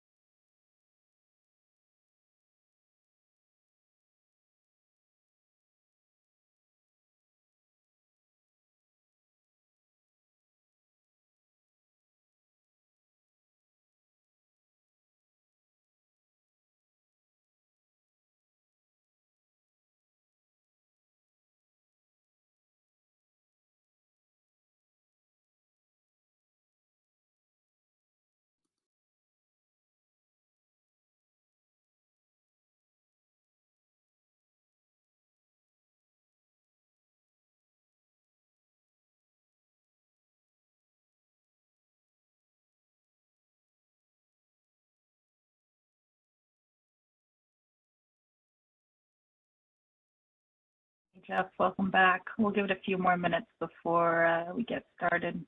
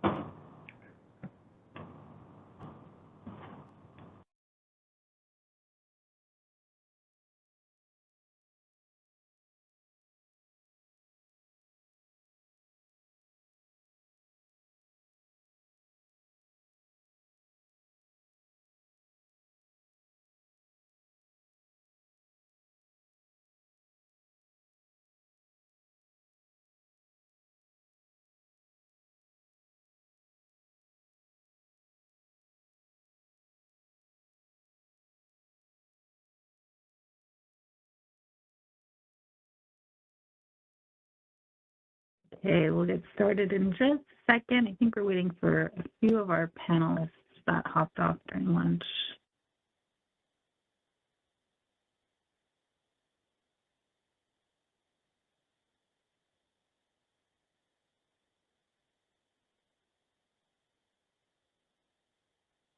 Okay, I think we're ready to jump back in. Jeff, Partha, I'll hand it back to you. Take it away. Okay, great. Well, welcome back, everybody. Hope you had a great lunch.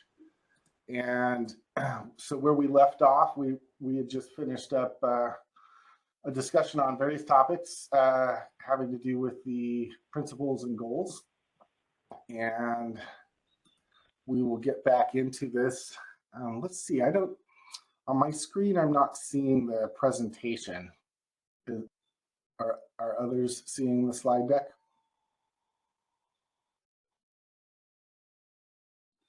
Yes, I see nodding. Okay. Yeah, okay, there's a thumbs up. Interesting. I'm not sure why it's not showing up on mine, but I have it up here anyway, on the side. So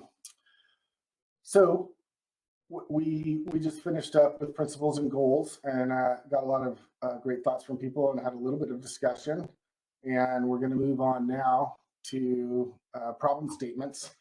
The ISO has provided 3 straw proposal problem statements for the working group to consider, and among other problem statements that we will come up with. And so I'd like to kick it off. Partha's going to walk through a description of the problem statements. He's touched on a couple of them a little bit already, but he'll walk through the next 4 slides on problem statements, and then we'll open it up for discussion. So Partha, I will kick it over to you. Thank you, Jeff. Really appreciate it. Do you mind flipping the next slide? Maybe one more.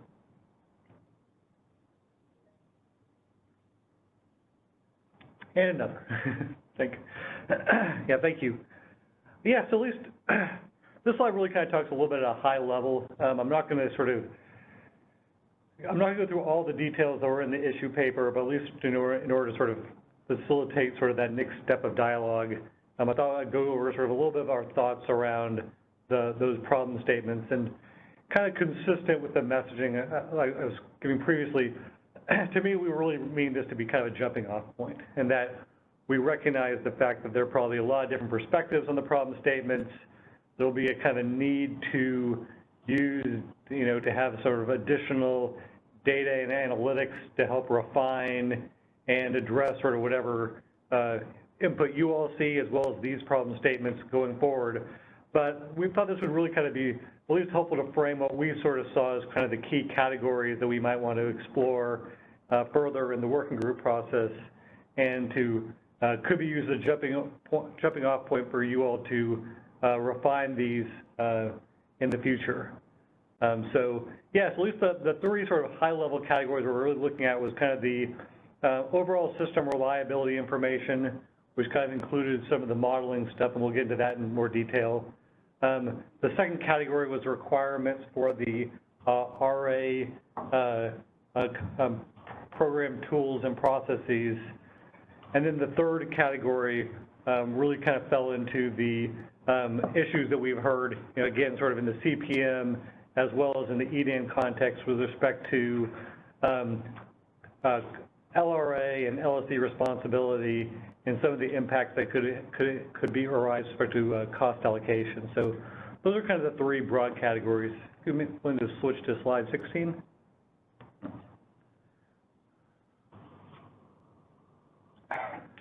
So I'll touch on this one briefly, but I think that what we're really sort of trying to hone in on there was the, we saw the need for, additional, what we describe as consistent, transparent, and timely information on the RA fleet in the CAISO BAA, and that really that, there's kind of a couple of different uses for this.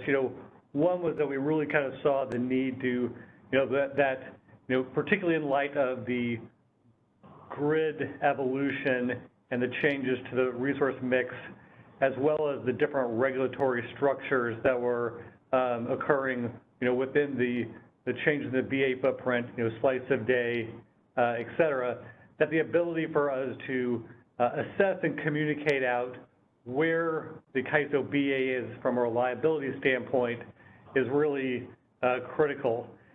And that if you look at our existing processes, and we have a DPA here, as well as other folks from the modeling team, that we recognize the fact that there's a lot of information out there today. There's information that we're producing out there in our summer assessments. There's work that we've been producing in the IRP context. But really that what we've heard from participants and what we've seen the need for is being able to communicate and at minimum allow for that transparency to be on where the CAISO BA is out there from a reliability standpoint is really key. And that from there's a variety of actions that could be taken. And that we've intentionally left this as somewhat nebulous, that we recognize the fact that some people will be pointing to the ISO's processes and say, hey, how could this be feed into the ISO's processes, into your CPMs, into sort of backstop measures. But there could also be, this information could be used by the LRAs and could be used by the state in terms of procurement decisions. And that really trying to hone in on how do we get that consistent transparency there so that, and when I talk about consistency and transparency, I touched on this a little bit before, but there's probably consistency and transparency with respect to our own processes where it's not sort of constantly changing, where there's different information, but it's also with respect to the different state agencies and other processes going on there, to where at minimum can people understand where the inputs, assumptions, the purposes are really kind of transparent and sort of set in advance. So there's a kind of a number of sort of sub-issues that kind of fell out of this. Again, a lot of these have really already been touched on before. I think we had kind of the lack of visibility to non-RA capacity was sort of one topic. And I think a number of parties have raised issues such as like the strategic reserves and what the interaction that would look like with sort of potential modeling and needs assessment with strategic reserves. and that might kind of go at the kind of the heart of it, is like, what are we trying to, what could we be modeling? What are we trying to model to show? Are we trying to model sort of, you know, are we factoring in sort of the, you know, anticipated climate impacts going forward? Or are we sort of looking more at historical data and using strategic reserves to capture sort of other reliability impacts? So I think really kind of having a discussion on how does the ISO's program need to evolve to provide this information in a timely and actionable manner, and that, you know, we certainly have in mind how we might use it to convey information, but really from, you know, your all's perspective as well, how do we sort of evolve those processes to meet your evolving needs? And that, you know, we have, between the DTA and Chusheng, we have a lot of, you know, expertise that we're building up at the ISO in terms of these functions, but equally we recognize there's a ton of expertise within the industry, and having those conversations about that evolving need, about that transparency and modeling need, I think will be critical. Another one of the sub-issues that was identified, you know, that was in the paper, you know, was really with the current ISO's default planning reserve margin. When I say default, this is really what the PRMs that would be set for LSCs that don't set one on their own. And so, like, often there's some confusion with there's a minimum versus there's a default. And we're really just talking about the default rules.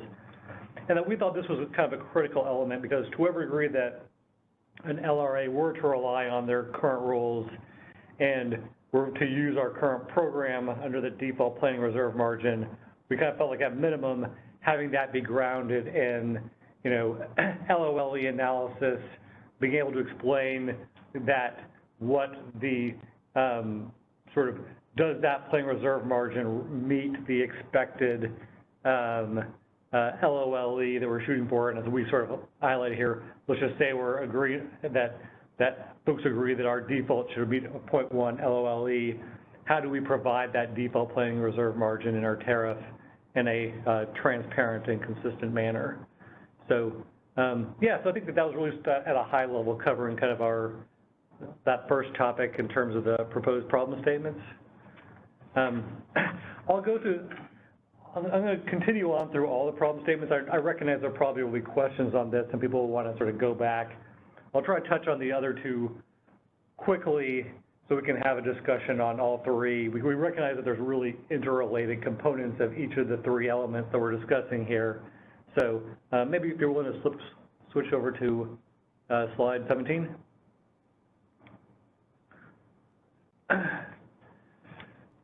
So this problem statement really was kind of built around, you know, the requirements and for RA capacity and program tools. And, you know, already in the discussion, you know, I think that people have been alluding to the need to sort of reevaluate both the requirements, where some participants feel like that the requirements might be too stringent, you know, they don't necessarily have the benefits that we are trying to achieve, as well as sort of questions such as like on Flex RA, do we have the right, you know, requirements in the tariff around like are we evaluating the right things in terms of, you know, what are the program attributes we're trying to shoot for as well. And then we kind of, I think, have a range of issues around kind of our existing tools, you know, our outage processes, you know, bid insertion, you know, our backstop processes, you know, such as CPM, as well as, you know, topics like our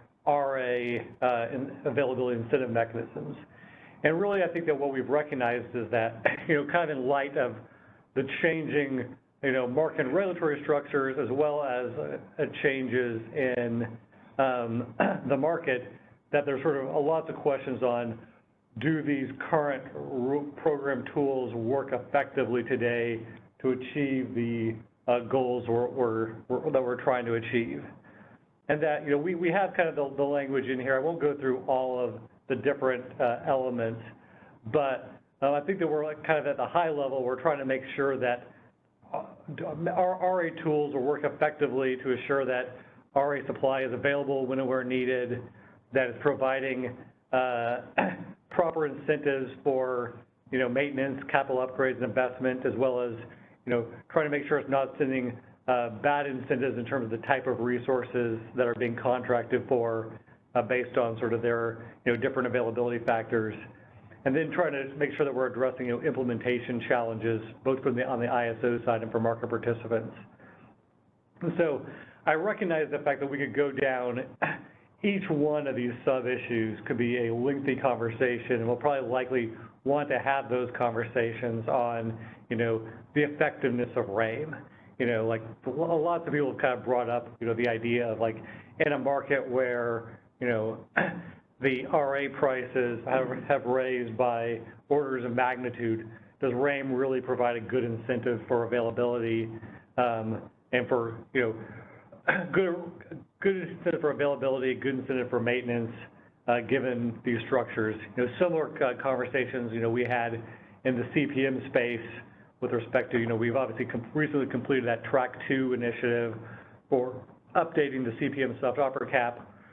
We've received a lot of sort of valid feedback there in terms of, given RA prices and RA prices in the West, does your CPM soft offer cap still effectively, can it still effectively meeting the goals and trade-offs in terms of being able to be utilized to procure additional resources when and where needed. And we recognize these are all complicated topics. They're sort of, as I think it was alluded to by one commenter, there's sort of sub-goals in terms of, market power mitigation and other trade-offs, but really kind of honing in on, do these tools and requirements work well to produce a efficient and reliable program design. And I think the last issue, and again, I think we've covered this in detail previously, was kind of that need for that comprehensive review of both the CPU slice a day and transactability and translatability with RAP, given the changes happening in other markets, and the need to look at both that fungibility of products, the ability to sort of transact, but as well as sort of, can we, looking at program assumptions, looking at, making sure that there's not double counting and that do we have good exchange of information, that we need to at least have a sort of that comprehensive review given sort of the changing dynamics in the West. We thought that was, really critical to hone in on as a part of this process because, right now we haven't really had that type of comprehensive review to date and that type of analysis and discussion on, how our current program will work in light of these changing dynamics within the West.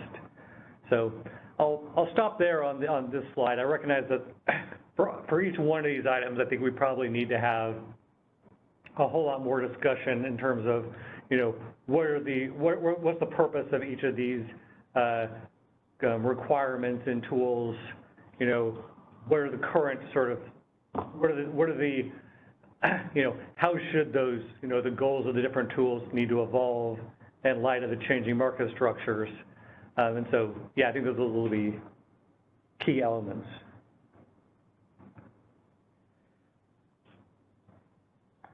So if you're willing to go to slide 3, or sorry,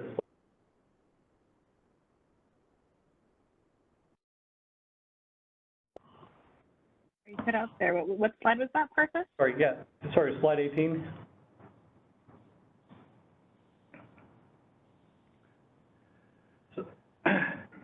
So our last slide was really kind of focusing on sort of the LRA-RA responsibility and cost allocation.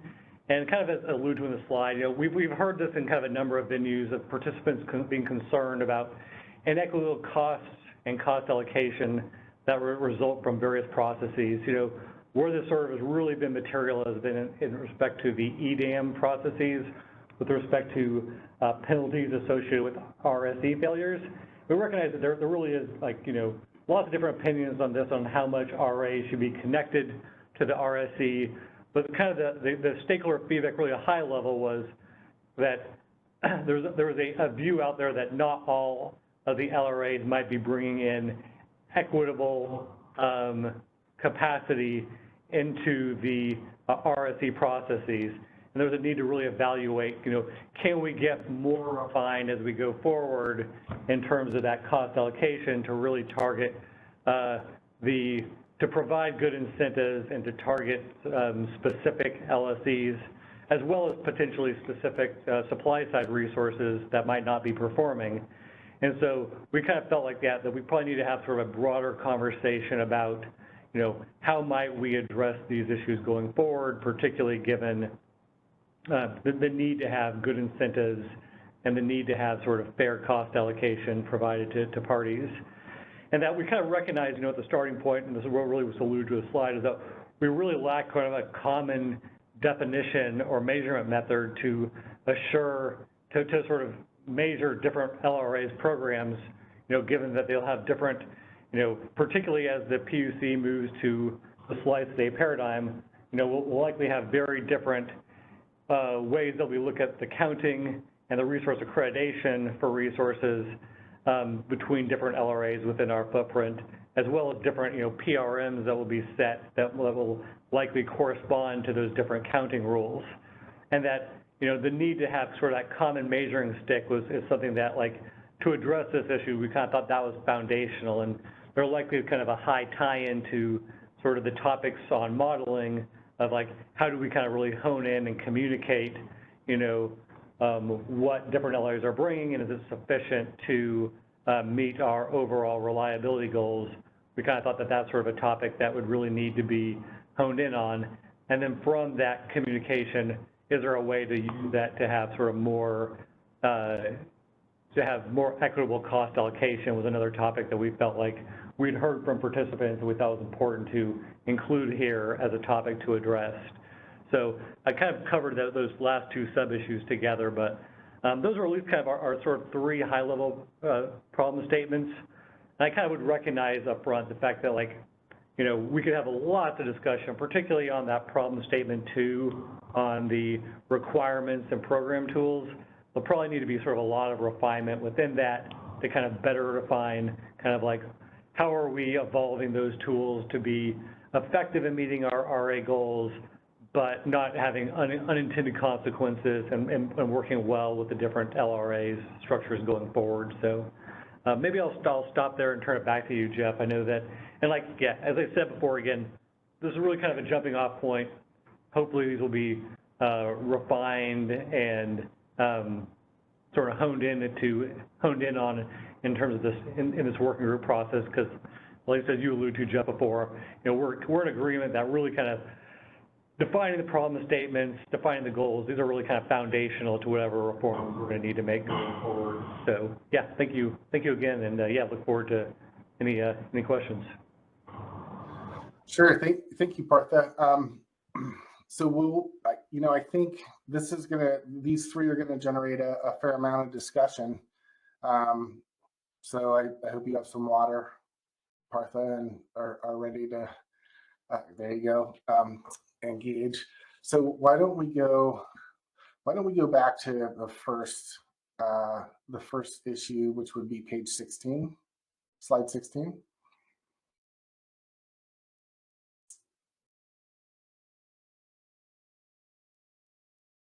One more slide forward, please. Perfect. So, and I appreciate you taking the time to walk through each of these issues and also provide a little bit of context for them. So why don't we start with the overall system reliability information? I saw some questions in the chat regarding visibility, and I know we've had some discussions so far regarding definition of RA, as well as getting an accurate determination of a requirement that hits the 0.1 LOLE level. So I'm sure there'll be a little bit of discussion on this one. Why don't we open it up and get some of the participants to comment? And Partha, I will wind up kicking it to you to address any of the particulars here that folks have questions about. So let's go ahead and take some questions. All right, maybe we'll start with the chat first. There was a question from David Francis with BP Energy. What does CAISO mean in the sub-issue, lack of non-RA visibility? What is not visible? Yeah, that's great. Now, I have Abdul here too, who can correct me as well. Like my starting point was there's kind of a number of resources. Like one example is that resources that aren't being shown for RA, like LSCs might be holding back certain capacity in order to substitute if they have resources on outage. You know, it might be contracted and available to the ISO's BA, but it's not being shown to us. There's also a variety of resources that have RA credits, and there's certain DR resources as well that are not visible to the ISO in terms of our planning processes as well as in terms of operations. And so I think those are some of the sub-issues. So Abdul, anything else that you'd that's spot on, Partha. Basically, anything that is not shown to the CAISO as RA. If it's shown to the CAISO as RA, then we can use it, we can rely on it, and we can dispatch it as needed. It's optimized in the market. When we're looking in our studies, short-term planning studies, what we call operations planning, in the next month, the next few months, do we have sufficient capacity in preparation of that month? We're looking at RA capacity. Beyond that, we don't know if the rest of the resource or the internal fleet will be available or not. And part of the problem is that lack of visibility. Like Partha said, if we know that the rest of the resource is contracted internally to meet an LSC load, that's perhaps a comforting thing. If it's contracted externally, then we know for sure we can't rely on it. So it's a good way to know what's available, especially if we need to backstop. If we need to backstop, we ran into this issue in the last few summers where we need to backstop and we're looking at the non-RA capacity, and we don't know if we can CPM it or not because we are not aware of what contracting it's under and what kind of availability has that capacity. That's non-shown RA capacity. So I think that's what we're trying to attempt here is potentially one way to look at that problem is to get more visibility and transparency for everyone by collecting that information from at least from the internal CAISO fleet.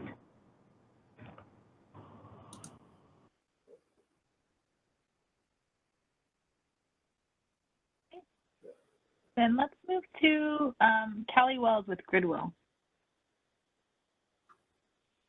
Hi, it's Callie Wells with the Western Power Trading Forum. I have a quick clarifying question that I'm not sure if it's Jeff for you or for Partha, and then a more of a high-level comment. So for the quick question, on slide 16 here, you say you have outdated default planning reserve margin as one of the sub-issues. I was curious if you envision that also including evaluating the default counting rules. I didn't see any reference to that in the discussion paper, so I just wanted to ask if part of looking at the default PRMs also including the default counting rules. I think it's from my standpoint, it's both. So yeah, I think we probably could have been more clear on the slides. So yeah, thanks for that feedback. Great, because I was going to suggest that it at least include both the PRM as well as the default counting rules. So I appreciate that clarification. And then I get my higher level comment, and I wasn't quite sure where today to ask this or make this comment, but I think now is a natural point, is we completely agree, and I think something Jeff, you said at the beginning of this meeting, that having very well-defined and articulated problem statements up front is really important. I think that will really lend itself to having a robust and productive stakeholder process when we get to that part of this effort. I think one thing that might also be useful during this phase, and I think some of the conversations prior to lunch started getting to that, is I think it might be useful to kind of first level set RA. And what I mean by that is almost have an RA 101 conversation.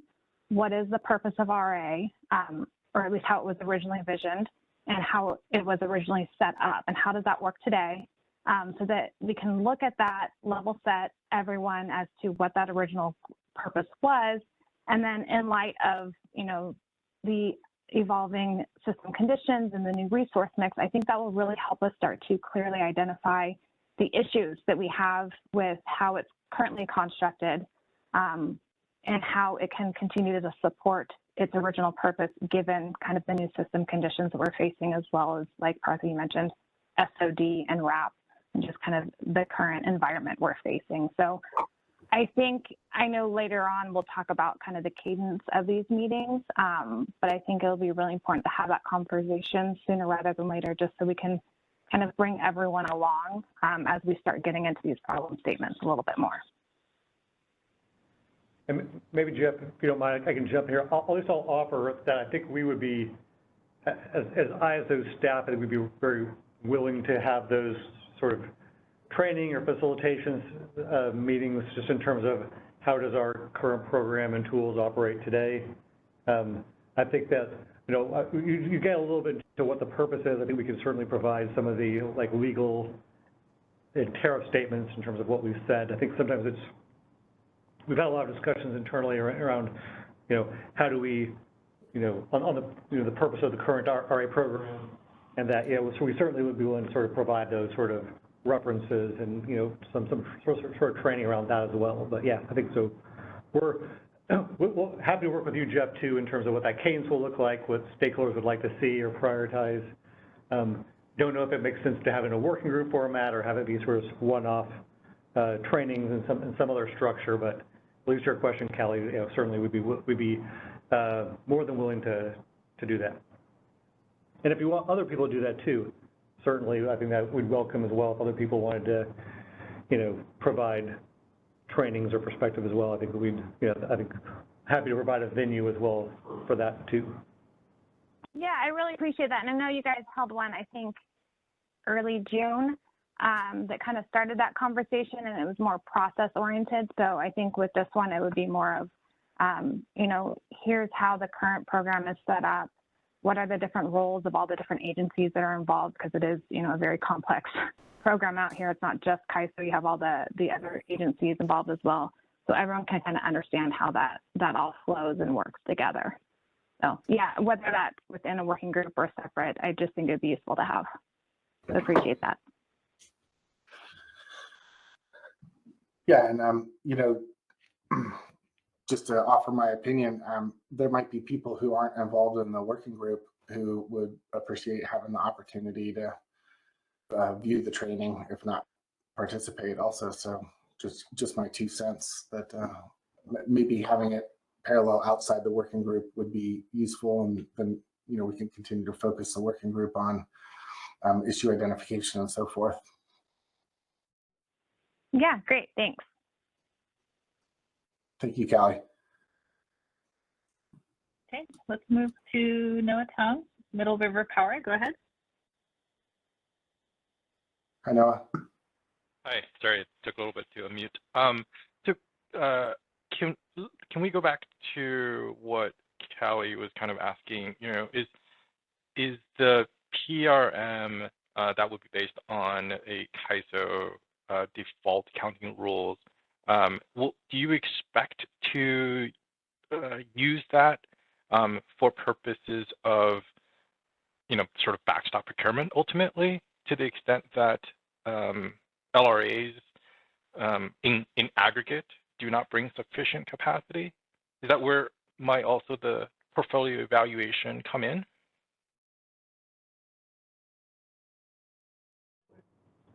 That's an excellent question, Noah. I think when we're defining this, I don't think we're necessarily reaching a conclusion on how here's the prescribed way in which this can and must be used. So I think that's probably something that should be broached via this working group discussion in terms of what are the options and what are the consequences of different choices, pros and cons of different pathways going forward. I don't think that when we're thinking about this, we're thinking about this as being a minimum PRM that would be sort of set and backstopped to as a sort of as our default position, which would obviously be a very large shift in terms of our role, and that could have lots of implications on buyer allowable market processes, contracting, and so I don't think that in terms of the sub issues, I don't think we're necessarily going in that direction, but I would encourage that for the working group, having discussions on what those alternatives look like and what the consequences are of the different choices, I think should be kind of handled in the working group structure. Okay, is it possible for the ISO to provide a number of how many LRAs are using the default, or don't have their program and therefore using the default PRM versus not, or some information on what the various PRMs aside from the PUC, because I think for me, I'm very familiar with the PRC, the PUC on the planning reserve margin. That's a good question. We'll take it back and talk about that more internally. I'll just say, like, speaking just for myself, I'm not positive how different LRAs use our default planning margin rules or not. And so I think that might be another discussion to level set as a part of the working group. I'll allow anyone else from the ISO who wants to speak up if we have that. If we have that, we can share that. Maybe that's something we should take offline if we have that knowledge. But yeah, thanks, Noah. It's a good question. We can follow up. Yeah, because it will be somewhat difficult to understand how big the problem is, essentially, right? I do agree that the ISO's default PRM is out of date given the supply mix, but it's also hard to tell whether or not other LRAs don't have a PRM or what their PRMs are relative to the whole grand scheme of things. Going to the non-RA visibility, Abdul,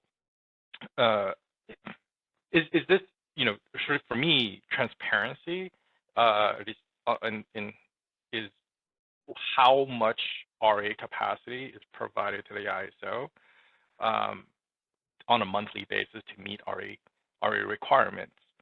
And that could tell whether or not the ISO is using its authority to backstop to ensure reliability. But it seems like the way the ISO is using the term transparency, it's simply about what is not shown to the ISO. Yeah, there's a bunch of different, to me, there's a bunch of different tools. Like, to me, in the context of overall system reliability information and modeling, there's probably a slightly different application than for sort of how it might be sort of applied in the operational space. I think that this is sort of one where it's a little more along the lines of, if we're providing information publicly in terms of where the ISOs be that from a reliability standpoint, there'll probably be a lot of conversations around, how does that modeling function? What's the purpose of that modeling? Where are we, how do strategic reserves fit into sort of addressing kind of tail risks? And so, but I think as well, as a part of that overall discussion, what are the resources shown to us, and then what are the resources under contract but not being shown to us? I think that almost all of those are kind of sub-issues as a part of that modeling and communication topics. I think there'll probably be separate discussions, as you're alluding to, in terms of like, how might that flow into the operational space? How might that be used in terms of whether or not we backstop and how costs are assigned? To me, that's probably a separate set of discussions in terms of how we were viewing it in this paper. But yeah, I think your point is valid, so I really appreciate that feedback. Yeah, I mean, I get so the thing that you mentioned was tail end events, and maybe Jeff, we can put a marker somewhere on a whiteboard that says we should think about and talk about this aspect of the RA program. If we design an RA program that is able to meet 0.1 LOLE, then I understand that in real time the ISO can get into situations in which we are in worse situations, right? Higher than 0.1 LOLE. But it's certainly going to be hard to define in real time. And therefore, does the need to have the visibility into non-RA and even RA that may be contracted but not shown, is that important for the RA program, which if we make the assumption that it's designed properly to meet 0.1 LOE, is that necessary?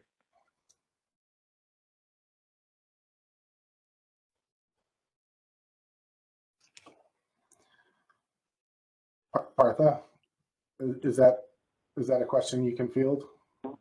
Yeah, at least my own take, and like Aditi is here, we have a bunch of experts. Like, I feel like we're probably going into a lot of the weedy issues that are going to be sort of need to be handled through the working group process around like those assumptions and purpose, and that like I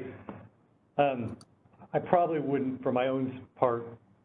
Yeah, I agree that those are important questions. I don't think that the ISO weighing in with having we have a predefined response is probably, I would think those would also be sort of important working group topics to get participant feedback on, more than having it be a starting point where we'd be providing our, our response at the start. But. Okay, yep, that's a good suggestion. All right, thank you, Noah. Let's move to Tong Wu with WAPA.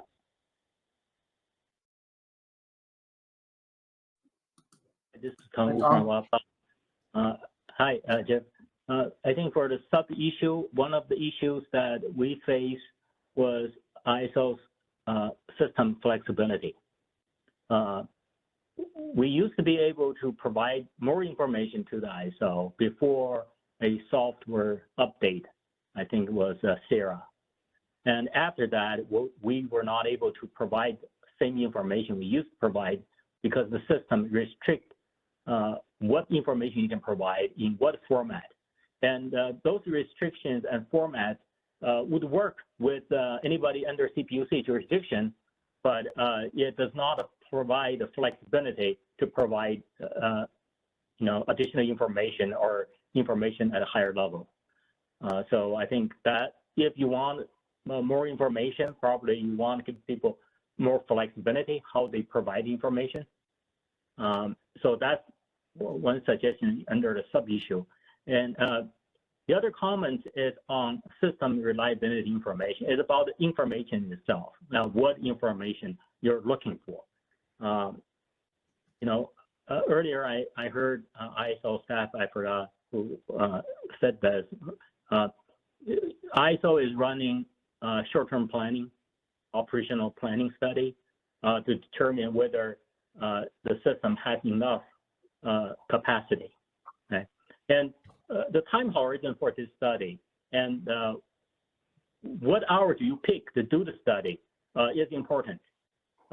If you look ahead 2 to 3 months, you run one study and you pick the peak load of the next 3 months, you do a study, and you determine for that peak, you need such amount of capacity in order to be reliable for the unit, for the system. And then you conclude that I need that amount of capacity for every hour of every day of the next 3 months.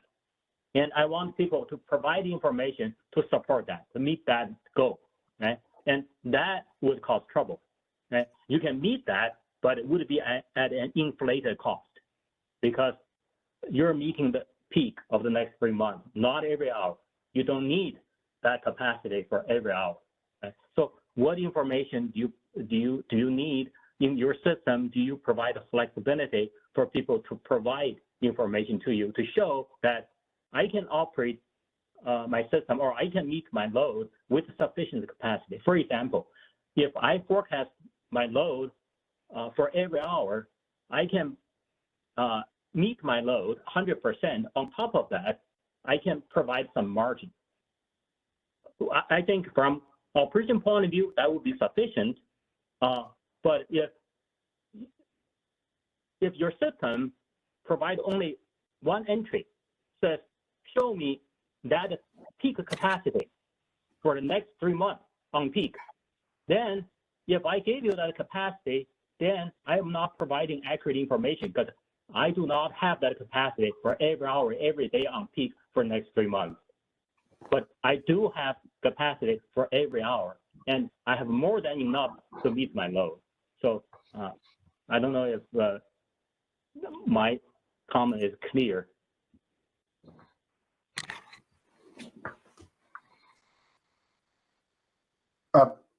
Partha, does that make sense to you? What I was gathering from the last part of Tong's question was that he's asking, what additional information does the ISO need in order to be able to better scale the hourly requirements? And Tong, I may have skewed that point a little bit, but Partha, do you have anything you can add to that? Yeah, this is Aditya with the ISO. But maybe before we answer that question, what I'm hearing is we have to really understand what is the time frame that we are referring resource adequacy. If we are talking about next year's resource adequacy and all of that information happens today, that will be designed very differently than if I'm talking about next month's RA showings versus if I'm talking about PRM 5 years from today. So that time frame and requirements will vary significantly depending on what we are talking about. And I agree, Charles' comments that that is important. Obviously, we're not asking to show that same capacity for every hour for 3 months, even in that example, right? We will have to take into account the resources that we have currently and their ability to produce and stuff like that. So solar obviously will not have anything in the night. We agree, we understand. So that's all of those are design considerations. So I'll probably pause there, but I think that's a fair point that needs to be accounted for as we get into more of those design conversations. Thanks. Thank you. And Tom, I have a quick follow-up question for you. Was I hearing that there was a that you felt there was a transparency issue with respect to the information that the ISO made available publicly or to participants? Also, no, I'm sorry. Go ahead, Jeff. I'm done with my question. Thank you. Okay. I personally, I don't feel like there is transparency on ISO's part. ISO's process was quite open. They have these, local RA requirement meetings, and they go through the process. I think the process is kind of straightforward. It's transparent. Okay. But yeah, but my problem was the tool, the ISO's mechanism system. They require you to provide information in a certain way, and you may not be able to provide the information in that way. Okay. Now for my example was that if your system says, well, you have to provide a number on peak and off peak for this time period, one number only, then I may not be able to provide it because that's not how I do my planning. And maybe the ISO, it's not how ISO does planning either, but the tool just says that's how. It may be consistent with the current CPUC RA program and must offer obligation rule, but it's not consistent with the planning process. Okay, perfect. Thanks for the clarification, Tong. I appreciate it. Yeah. And Jeff, if I may, this is Abdul. Maybe I think to Tong's point that, I think Tong, you're talking about our CIRA tool, you're talking about the showings process. It's a specific template. We're only allowing you to provide specific data. And I think definitely what you're talking about is definitely part of this discussion, part of this problem statement that we have to tackle is what kind of information we're going to need, whether we think is needed, whether you guys, the participants, think we need. At the end of the day, we're all going to come together and agree on information that the CAISO needs and how to provide this information. And in that process, obviously, definitely the outcome of that process will result in changes to our tools and our processes. So it's definitely on the scope of this discussion, and we welcome any feedback and suggestions from stakeholders. Thanks. Okay, thank you. All right, let's take another comment. Okay. We do have about 5 other hands raised and a couple of comments in the chat. So let's move to Perry Servedio. Hey, this is Perry Servedio, CISA. Thanks for having me on again. I had I think 2 points here to make and sort of a question and clarification. In the discussion about the lack of non-RA visibility, I think I heard Abdul say, we only know what is, essentially what he's saying is we only know what's shown, but I think there's a question mark on CAISO's head is more contracted than what's already shown. And I was wondering if you had in mind any any examples of what would kind of cause that discrepancy? I could think of maybe two. Wondering if this is where your headspace was. Is depends on how it looks at non-RA capacity on, say, a solar facility. You know, one sort of distinction I'd kind of consider is if a solar resource is only ever can be shown for the ELCC value, does the CAISO actually consider the whole resource production capability as available in its analysis, or at least the amount of capability that's available in say a coincident peak hour or whatever analysis time frame the CAISO is looking at? That's sort of one example, because, you know, generally if you have a solar resource contracted, even though it counts counts for the ELCC value, essentially the whole resource is in CAISO, and that's because you have the whole resource that has to bid in, and it follows its forecast, etc.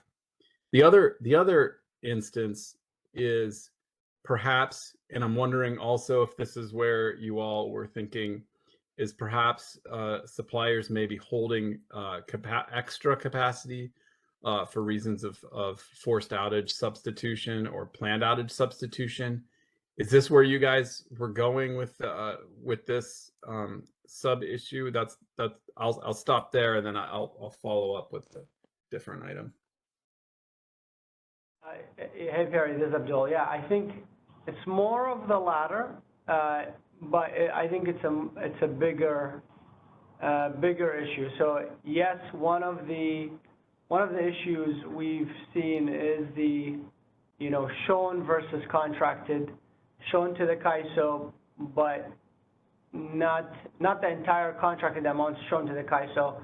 And part of it is you know, people withholding because if they don't need to show everything, then they don't probably want to expose their entire capacity, contracted capacity, to the CAISO rules, including and most notably the substitution, the hour substitution rules, and the RAIM assessment. So withholding is part of it, and that if they withhold something, we don't know if it exists or not.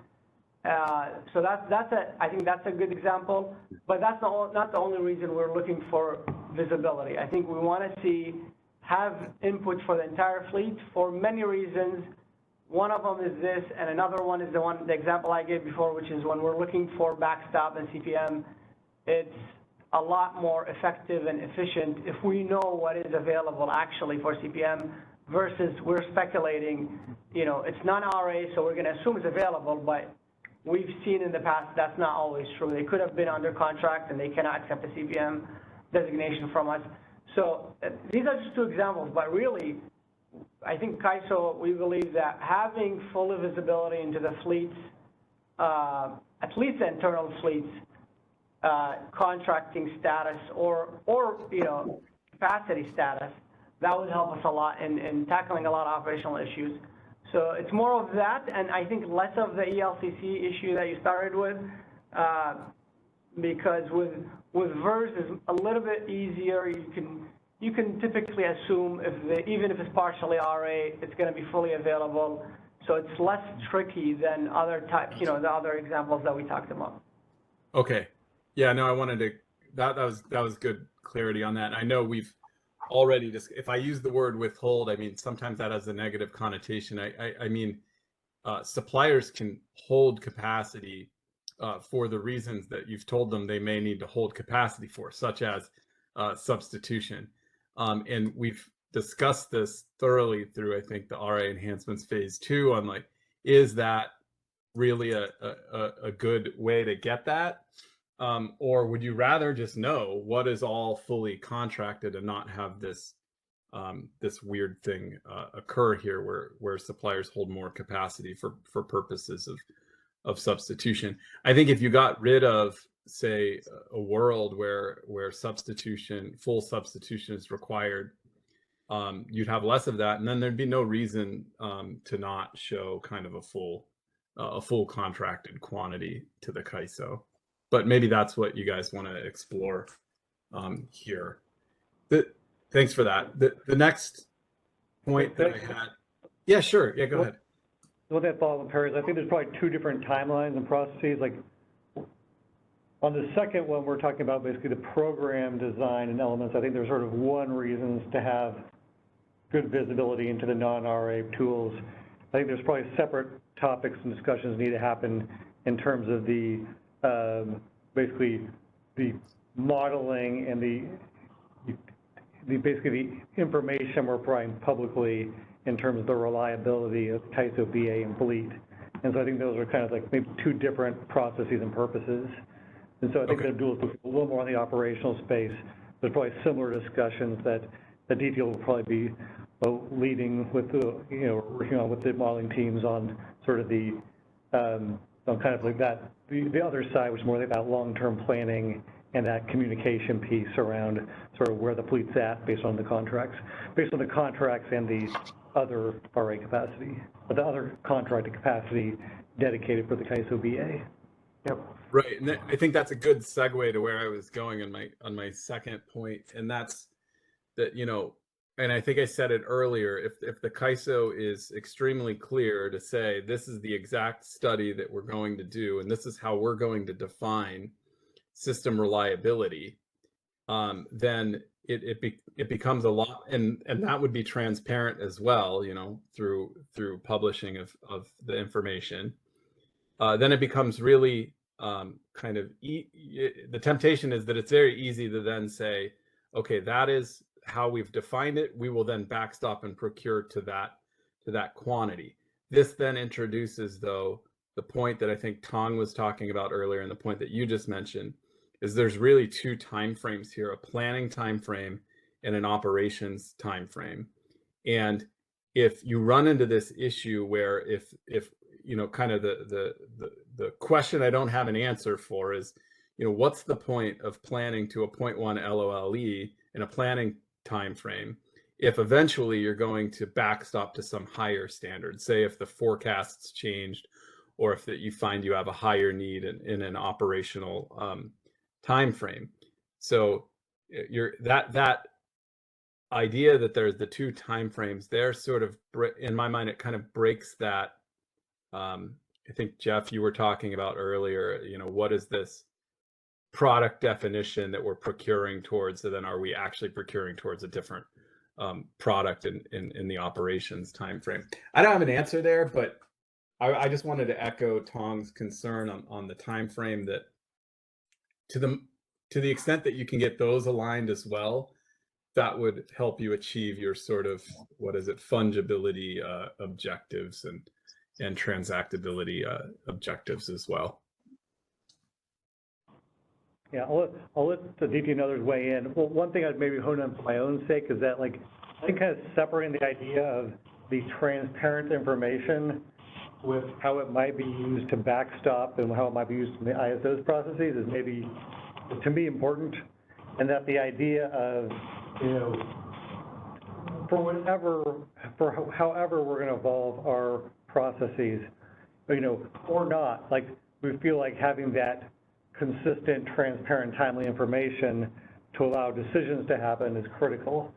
And I think that where you're getting to, Perry, is like the idea of like, yeah, the ISO should use this to backstop and we should be consistent in it.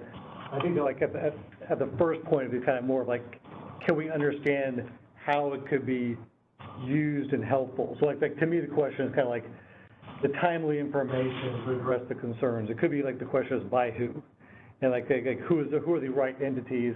What is the information that they need to make informed decisions, and how do we communicate that in a consistent, transparent manner? I don't necessarily want it to immediately be turned to a debate on this is exactly how it's going to be applied and used in your program, and you're going to backstop to it. I think it's to me, that's probably will be probably a little more contentious in terms of like the program design elements. I recognize that there's sort of interlapping issues in the future that will likely happen, but for me, I kind of view this as a little bit of a separate topic from the program elements that might be sort of in program reforms that might go along with it. But that's just my 2 cents. I hear you, and I appreciate that. I just wanted to just stress again, though, that at the end of the day, what's going to matter in the bilateral resource adequacy market is a clear definition of what you're considering as a reliable fleet and what you will then potentially backstop to, because backstop comes with cost. So that's, I just wanted to stress that one more time, maybe that frame of thinking. It'd also be good to get others' thoughts on that sort of frame of thinking here as well. Yeah, thanks, Perry. Thank you, Perry. Let's move to Doug Karpa with Peninsula Clean Energy. Yeah, thanks. Just a quick question on the, and I may have missed this, on the lack of non-RA visibility. I'm wondering if you're also considering tracking out-of-state RA contracts as RAP and other RA programs get stood up. Just with a sort of just as an informational question, or to know like whether our own RA programs are going to be running into trouble if we are being outcompeted for in-state resources in the bilateral market. I'm not sure if that made sense.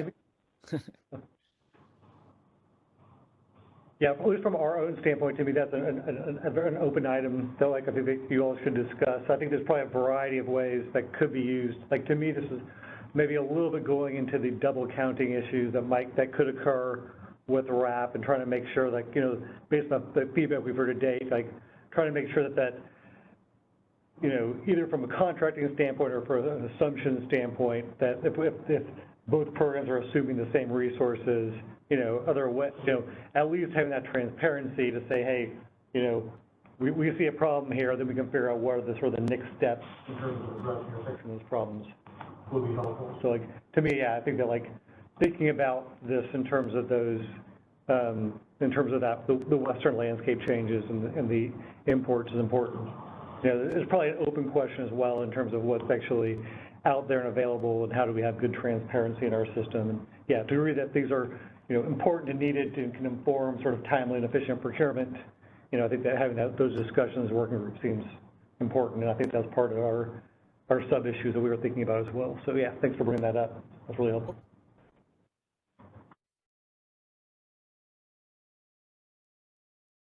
All right, let's move to Dariush Sharma-Hamadi.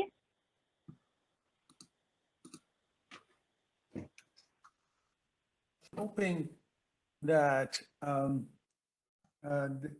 my questions are within the scope of this effort is in line with where we are in your presentation. But since I have to drop off in a few minutes, I thought I cannot wait any longer and put it at the end. One question is related to a current practice at CAISO where the RA capacity that a new resource can provide to the market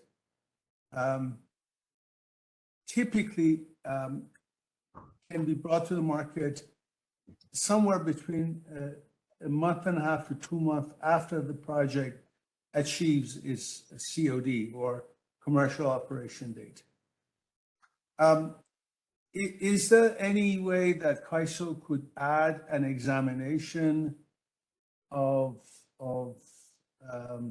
that time period, the necessity for that time period? Well, I think I understand why that time period. I understand why that time period exists, but is there a way CAISO could look into ways of running some traps ahead of the COD, so that, or requiring a demonstration by the project and the offtake, so that the NQC of the project, or RA capacity of the project, could be brought to market upon COD, or within maybe a week after COD, not a month to 2 months later. And the second question I have, again, I'm hoping that these are relevant to the discussion, and also have not been asked before. I've been in and out of this call. So the second question I have is related to ISO deliverability assessment that in the current condition is performed once or twice, apparently currently twice, soon to be once, based on a certain operating scenario, summer peak, summer net peak condition, or so-called HSN. In the new world of 24-hourly RA program, we have 288 RA capacity values. I assume that CAISO is not going to check the entire 288 and maybe perform that deliverability assessment only for a few hours for summer a month only, maybe to determine whether resources are deliverable or not, or eligible to participate in RA program. These are the two questions. If there are no answers for them today, I would appreciate if in the future you put it on your agenda to examine them and provide answers. Thank you. Thank you, Darius. I did note both of your questions. And if you need to drop off, there's certainly something that we can address in an upcoming, either in a discussion paper or in an upcoming meeting. That'll give the ISO an opportunity to formulate a response for you as well. So thank you.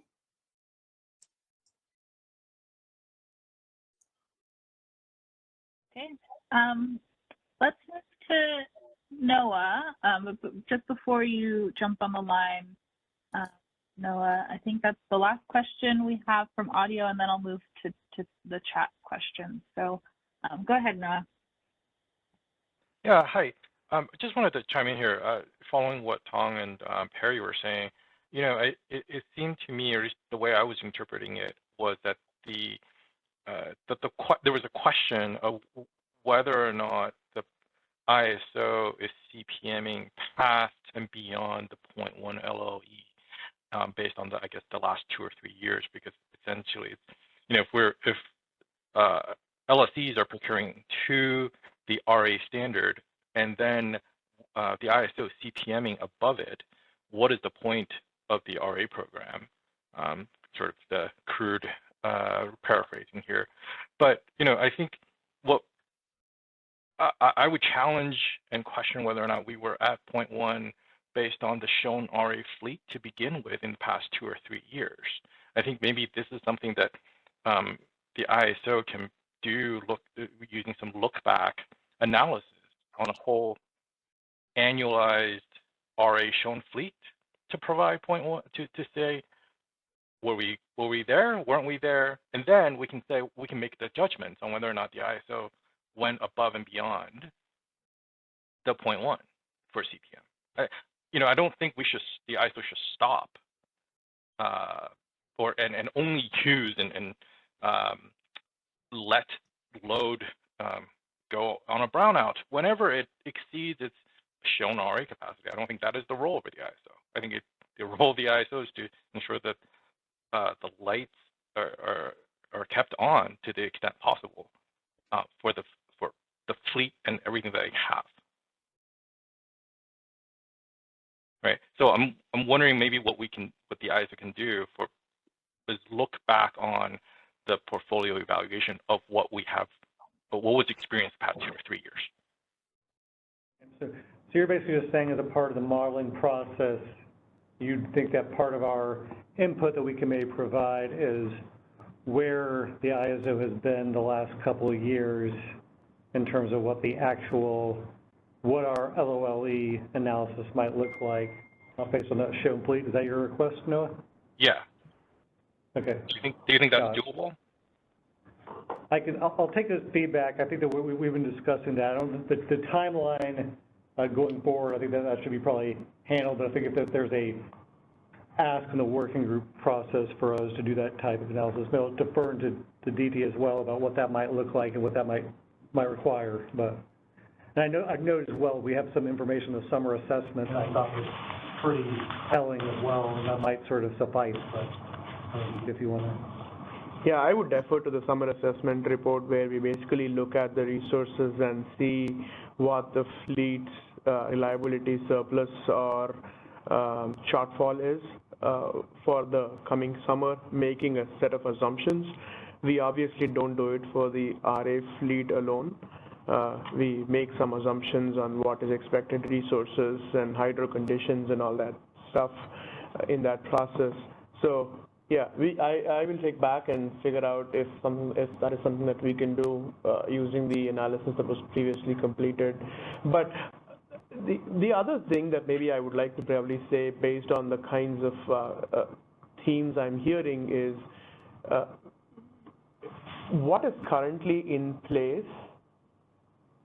will also need to evolve if we are changing the shift to the entire program, right? So these are certain elements of that program design that we currently have that will evolve to meet the changing design parameters. So maybe I'll just stop there and say we probably have to, once you open the Pandora's box, you probably have to look at all of them one by one to make sure how it fits and how it translates. If we talk about how we move from the year ahead planning space to the month ahead showings assessment to a week ahead operational assessment to a day ahead market into real time, that time frame and the resource moving in that space will be something that we'll have to think about holistically. So we'll probably stop there. Well, I mean, the year ahead planning space is simply a subset of the month ahead, right? So it's not like there's two different, because in both time scenarios, the RA requirements are still essentially the same. They generally don't get updated. Aside from there was 1 year the ISO did a significant CPM because of a CEC load forecast change. But generally speaking, for the PUC LOCs, they're meeting, for on system basis, they're 90% of their 5 months of system year ahead, month ahead showings. And so it's not too different there. Yep, like you mentioned, the load forecast is one thing that will significantly change, and also as we pool together the various resources of all the LRAs, the view that the ISO gets is going to be very different. That will also trigger that CPM process. I'm looking at Abdul here, but that's another driver. So there are a bunch of things happening. That's why when we say consistent, transparent, and timely are the kind of the 3 pillars of why that information will be useful, right? Consistently measuring it for all the LRAs in the BAA, transparent so you can all see the relevant information that is useful to you for across the time horizons, and timely. It should be timely enough to make reasonable change and gives you that information ahead of time so actions can be taken if necessary, or when the process results, you have full confidence in how that determination was done. So, yeah, I hear you. Thanks. I mean, it seems like for purposes of year ahead, month ahead, I understand having seen only 90% of 5 months of the fleet may cause some consternation. You do certainly have the other 100% of the local RA showing for all months. And then when you get into month ahead, it's still somewhat of a planning horizon because this is one, the assumption is that there isn't a reliable RA program to meet an annualized 0.1 LOLE. And you're using that to make determination on the CPM cost allocation, if any, right? And so it's not actually until, because at that time, there's still no load forecast changes, generally speaking. It's not until you get to sort of day ahead that the ISO goes into this operational mode of, okay, I have actual day ahead forecast and actual real-time forecast that I have to deal with, because this planning horizon for the showing is is just a very generic load curve that is, sort of the very highest of potentially that month, right? And so for purposes of cost allocation and RA, you have enough information. No, this is Abdul. I don't know if we have enough information right now. I think what we're trying to achieve here, with your input, everyone's input, is one, what kind of assumptions, what kind of rules we should set up in making our RA assessments, whether we're doing them year ahead, month ahead. All of these are open for discussion, for reevaluation with you guys, with the stakeholders. The inputs will make a difference, what kind of inputs we assume in our studies in those different time frames. And then what kind of tools and analysis we agree on that the CAISO would do to achieve that assessment. I think those are all open for discussion, and we would want to hear your thoughts on that for sure in the coming working groups. And then I think a big goal that we would definitely want to achieve is trying to, and maybe that's what you're attempting to get to, Noah, is getting realistic, accurate assumptions in the study process, in the assessment process, in advance, so the LSCs can procure sufficient capacity to protect themselves from backstop, exposure to CAISO backstop. I think that's probably a common goal between CAISO and the LSCs, that we don't want to backstop, and we want to give the LSCs all the opportunity to procure the proper capacity, the words that Partha had there, reliable, effective, when needed capacity to meet the need. And the need is going to be based on the assessment we build, or assessments. It could be multiple assessments on different time frames. It's all open for discussion, and the outcome hopefully will be alignment, is I think what you're trying to attempt to, and a good protection for the LSCs to procure sufficient capacity in advance.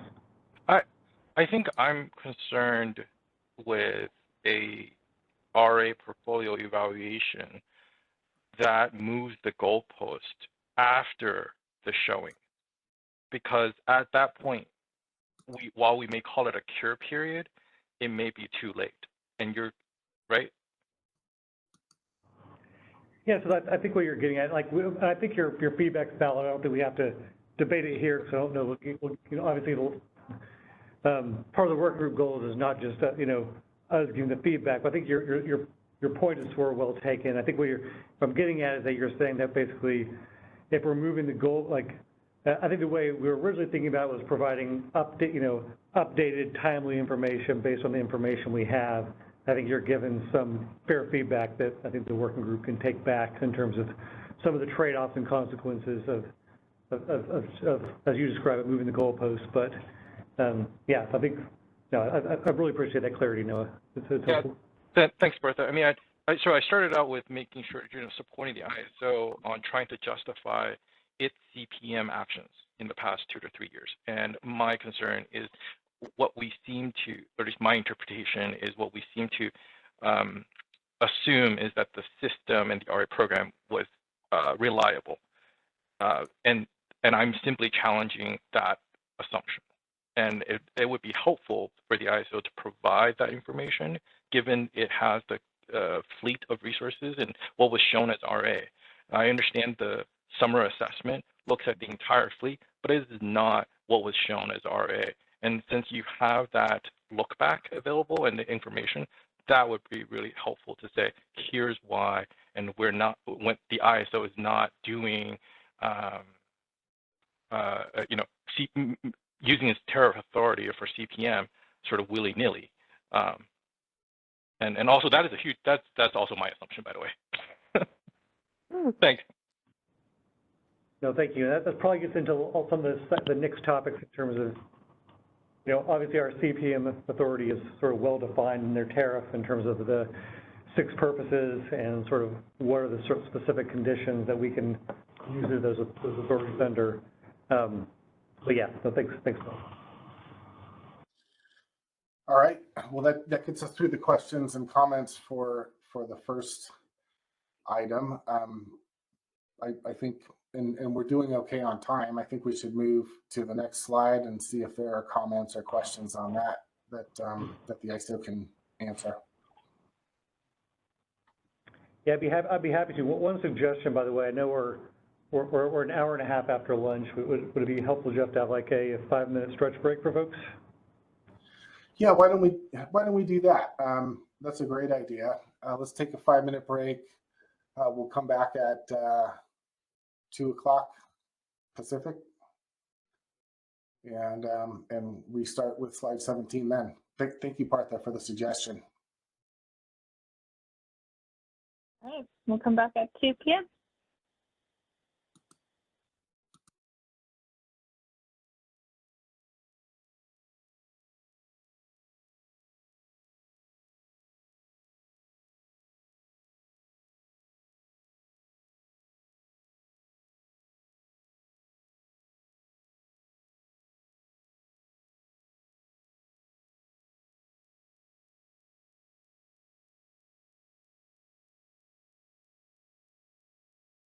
One. All right, welcome back. Welcome back. Oh, go ahead. I'm sorry. You go right ahead. You're already on it. Go ahead, Jeff. Okay. All right. Jump the gun. All right. Welcome back. Hopefully everyone was able to stretch their legs and so forth. One of the things, there's been a lot of discussion, or at least individuals, bringing up the issues that they're concerned about and some of their questions and comments, which has been fantastic. I would like to mention, so we have about an hour left. I think that's right.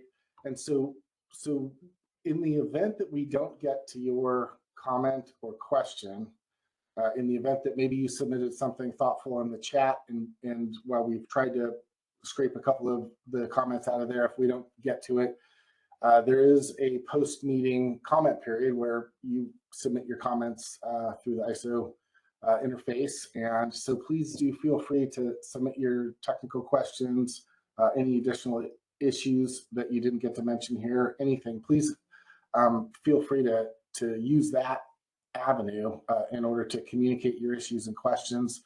And we will look at those, review them, and try to get back to them, try to get back to you on them as soon as possible. And in some cases, depending on the comment made, we'll try to roll that into the discussion paper or the agenda for the next meeting. So thank you for that. Since we only have an hour left and there are a lot of comments on this, let's get right back to Partha's addressing questions and comments. And now we're on item 2, requirements for RA capacity and program tools, which is on slide 17. So please, if you have comments you'd like to articulate, raise your hand or submit them via the chat.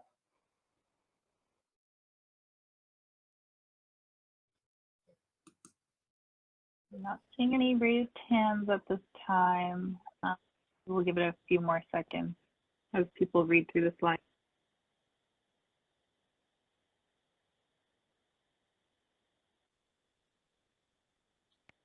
All right. Let's go to Lauren Carr with CalCCA.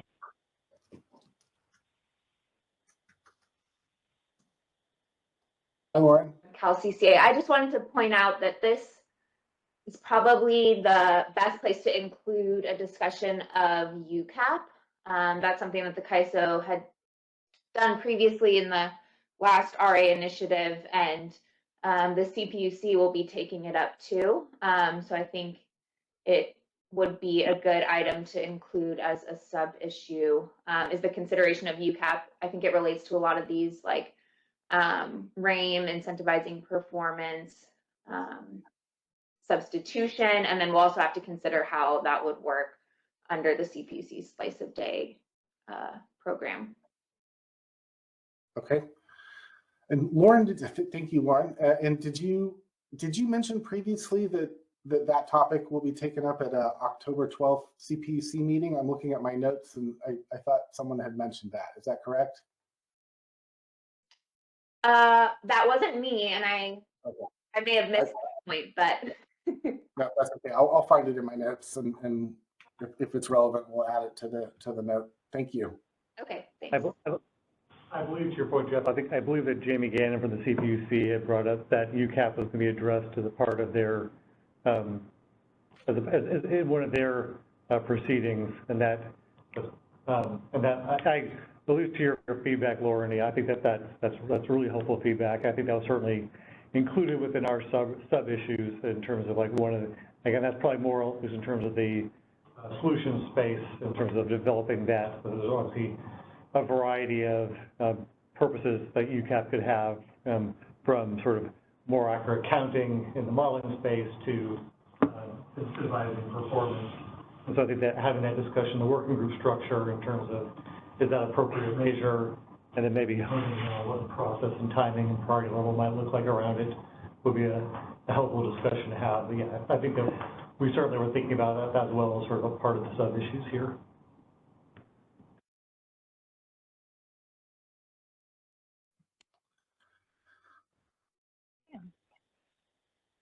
Let's move to Noah.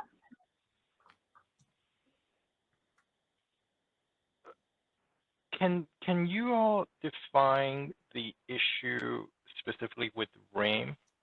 Are you seeing resources not providing substitution or not bidding into the ISO markets? I think there's a variety of issues associated with RAIM. I think that kind of the most foundational one is really kind of the disconnect between the available incentive mechanism price and RA prices from the West. That's probably a host of issues that, I think that what you're probably looking for is maybe more analysis in terms of like what the exact problem might be with the RAIM component and what are we actually seeing in terms of market performance.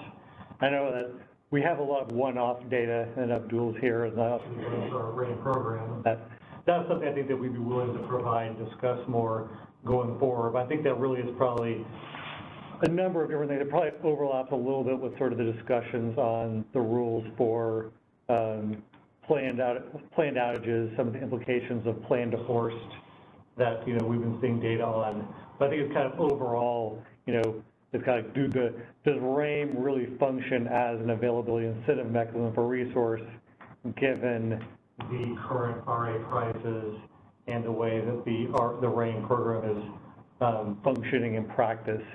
And that, yeah, so like if what you're really getting at is like you'd like to see more data analysis sort of honing in on those problem statements, I think that that's something that, maybe as part of the working group structure, kind of refining in on if there's a sort of agreement that RAIM should be re-looked at and that both sort of maybe availability and performance should be looked at, what kind of data could help inform that analysis and that sort of honing in on the problem statement. And then from there, we can kind of look at, you as a working group can look at sort of how do we really refine that problem statement around RAIM, the RAIM design today. Thanks. That would be really helpful because I've I don't know, for the past several years, seen this RAIM problem, but I've never been able to put my finger on what exactly the problem is. Is it sort of a financial problem or is it a actual availability problem? Sort of just thinking out loud of, if the ISO has issues with non-RA visibility, I think that I wonder whether or not that came in when standard capacity product and then RAIM followed on to it, caused additional surplus capacity that may be contracted but not shown because of the exposure to RAIM penalties, right? And so I wonder if the ISO gets rid of RAIM, then can also bring back the RA that's under contract, and then you wouldn't have any non-RA visibility issues. Yeah, no, that visibility component is certainly one. I think that the work group should discuss. The incentive structure on showing is certainly a key item that I think we've raised over the years has been a part of sort of previous initiatives and discussions on RA. I think partly it might be sort of a discussion on availability and performance, and like particularly like during stress conditions and during emergency events, are the resources performing as we're modeling and expecting, and are there really incentives to be available and to do maintenance, and that or are the rules basically allowing certain resources to get RA payments, but not sort of perform, at least not perform with the level of reliability that we would expect during critical periods. And that is part of the cause. A part of that discussion would be, is RAIN part of that cause, because they're really relative to the RA payment, the RAIN is not a significant deterrent to that will sort of lead them to do maintenance, to invest in capital upgrades, things like that. And so to me, that would be all sort of part of, and for me, that'd be all part of that sub-issue on RAIN, would be exploring that, the interrelated nature of those issues. I would also add on, to the extent possible, the amount of capacity and the resource type that is RAIN applicable as well as RAIN exempt, and that might shed some light on what you're seeing and relative to shown RA fleets and so forth. That's a good point. Yeah, thank you, Noah. Thanks. All right, well, that's all I'm seeing for questions at this point. Okay, terrific. Well, item 2 went a lot more quickly than item 1. Why don't we move to the next slide and see if there are questions or comments on the third issue, LRA, responsibility and cost allocation. I see cost allocation, so I'm sure that we won't get 0 questions or comments. Let's see. I'm not seeing any yet. We'll give it a Maybe few I'm more. wrong. Maybe I'm wrong.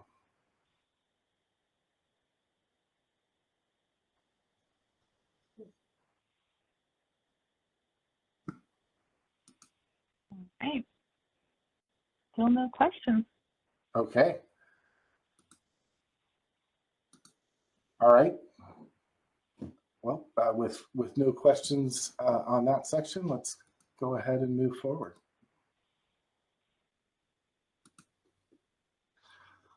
So actually, we just covered the topics or the activities for this slide when we went back through and walked through the 3 identified issues. So we can move to the next slide past this one.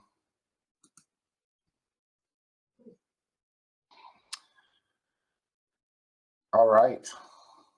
So this slide was here to provide an opportunity for us to pause. So we've had several opportunities to comment on, to listen to ICE's thoughts and their straw proposal on a few aspects that this working group will be tackling, and had opportunities for folks to chime in with their questions and comments and speak directly with the ISO about that. We've been recording. We've got a couple of note takers and have also been grabbing comments out of the chat. So we've got all that. I wanted to leave one last opportunity for folks to ask questions, and we can flip back to any slides you like if we passed over a question that you might have. So at this point, this slide was here just to give everyone one last opportunity to ask questions or make comments about the content on the prior slides. So let's just take a moment and see if there's anyone who'd like to do that.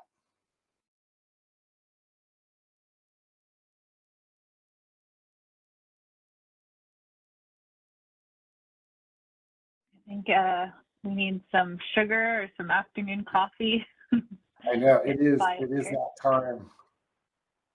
Oh, Steve's got a comment. Go ahead, Steve. Process. You said you had note takers and stuff. Are you planning on putting out those notes? And the other thing is, we can't, like the comments that come in the chat, when you talk about them, we can hear them, but they don't we don't get to see them typically. Oh, you don't see comments in the chat? That's interesting. No, because I think they're directed to the event producer, so that the host and the presenters, you guys see them, but we don't. I see. At least I'm not. Okay. Maybe I'm just doing something wrong. Fair enough. So I'm not sure what the standard process is. I don't see us producing the notes because everybody takes notes a little bit differently, but we will.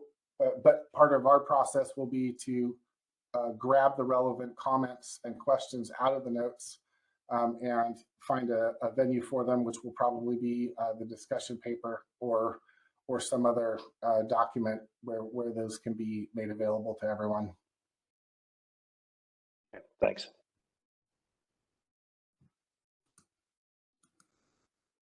All right, let's move to Lauren Carr. Hi, this is Lauren Carr from Cal CCA. I just had a question back on slide 18, I think it was, about cost allocation, and you list the EDM RSE cost causation item. And that was discussed a bit in the EDM ISO/BAA participation rules initiative, and I understand there's going to be a second phase of that. So I was just curious whether the cost allocation methodology will be discussed here or in that initiative.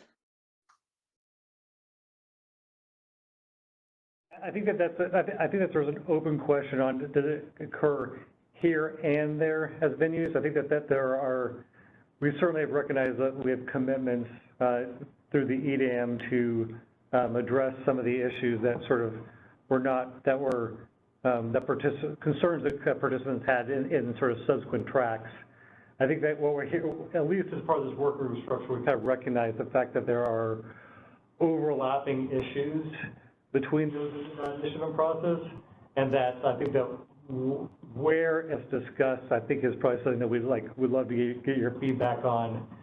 We recognize that there are probably open questions, or probably there's some people who will have the perspective of like the EDAM, RSE, and those processes should be totally disconnected from RA and should be handled separately. There's others that kind of would say, yeah, the connection is really tight in terms of like who might bear the cost and how like the modeling and those processes might be used to address the RSE cost allocation issues. So I think that you providing feedback on is this the right venue, either in your comments and or in the working group structures, I think would be helpful. And I'll take it back to the RSE team as well to make sure to the EDM team to make sure that we're sort of clarifying the venue. But I don't think that it was necessarily meant to just move all the conversations into this space as much as it was just to, at minimum, to recognize the interconnected nature of the discussion that was happening. But thanks. We'll provide comments on that. yeah, thanks, Lauren. All right, Mary Neal, go ahead. Mary. Question I put in the chat, but I'm not sure it was addressed. So I just wanted to touch on it quickly. So one issue that comes up is, how we're going to be able to rely on storage resources as reliability resources, when they have to have time to charge. And so has that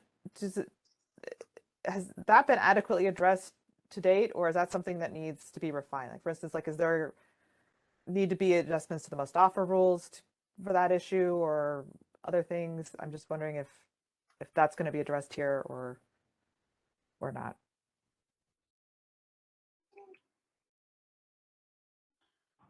And my own take is, I don't know if I recognize that there's kind of interrelated issues between other initiatives, particularly on storage that are going on. I think that to the degree that from our own standpoint, like as we were sort of scoping this, we recognize that there likely would be discussions in terms of like the must offer obligations and the state of charge issues that would occur in the storage space.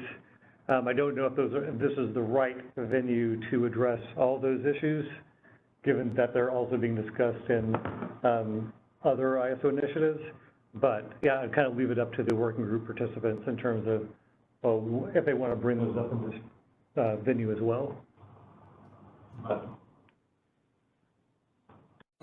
Yeah, we can make that, Mary. We can put that on the list of issues of concern and address it through our prioritization process and take next steps if that's necessary in our group. If it's not being resolved in a different group, that works out just fine. Okay, yeah, that would be helpful to know. That's one important thing as we move more to a slice of day framework. I mean, that's obviously what a big motivation behind it is. How do we count the storage? So yeah, good to know. Thanks. Okay, thank you, Mary. All right, we have 2 more hands raised. So let's go to Grant Glazer. Hey, Grant. Thank you. This is Grant Glazer with Emanate Energy. Thank you for the workshop today. I thought it was really useful. I want to sort of piggyback on a request that I think was made earlier for education on many of these different components. And specifically, I'm wondering if it might be possible for the CAISO to pull together a list of links to existing resources. I'm thinking like slide decks that might already be out there, or even references to governing documents on how each of these different components works today under the status quo. I think that'd be helpful for making sure that I, whoever else has a reasonable understanding of how things work today and foundation for moving forward. Okay. I know I won't speak for the ISO, but I know the ISO did provide me with some good background links, and I've done a little bit of my own research, and I'd be happy to combine my effort with the ISO to pull together a list. I'm quite sure I don't have an exhaustive list or anything close to it, but it's a start. So I think we can probably pull together something and make it available on the working group webpage. Cool. I think that'd be helpful. Thank you.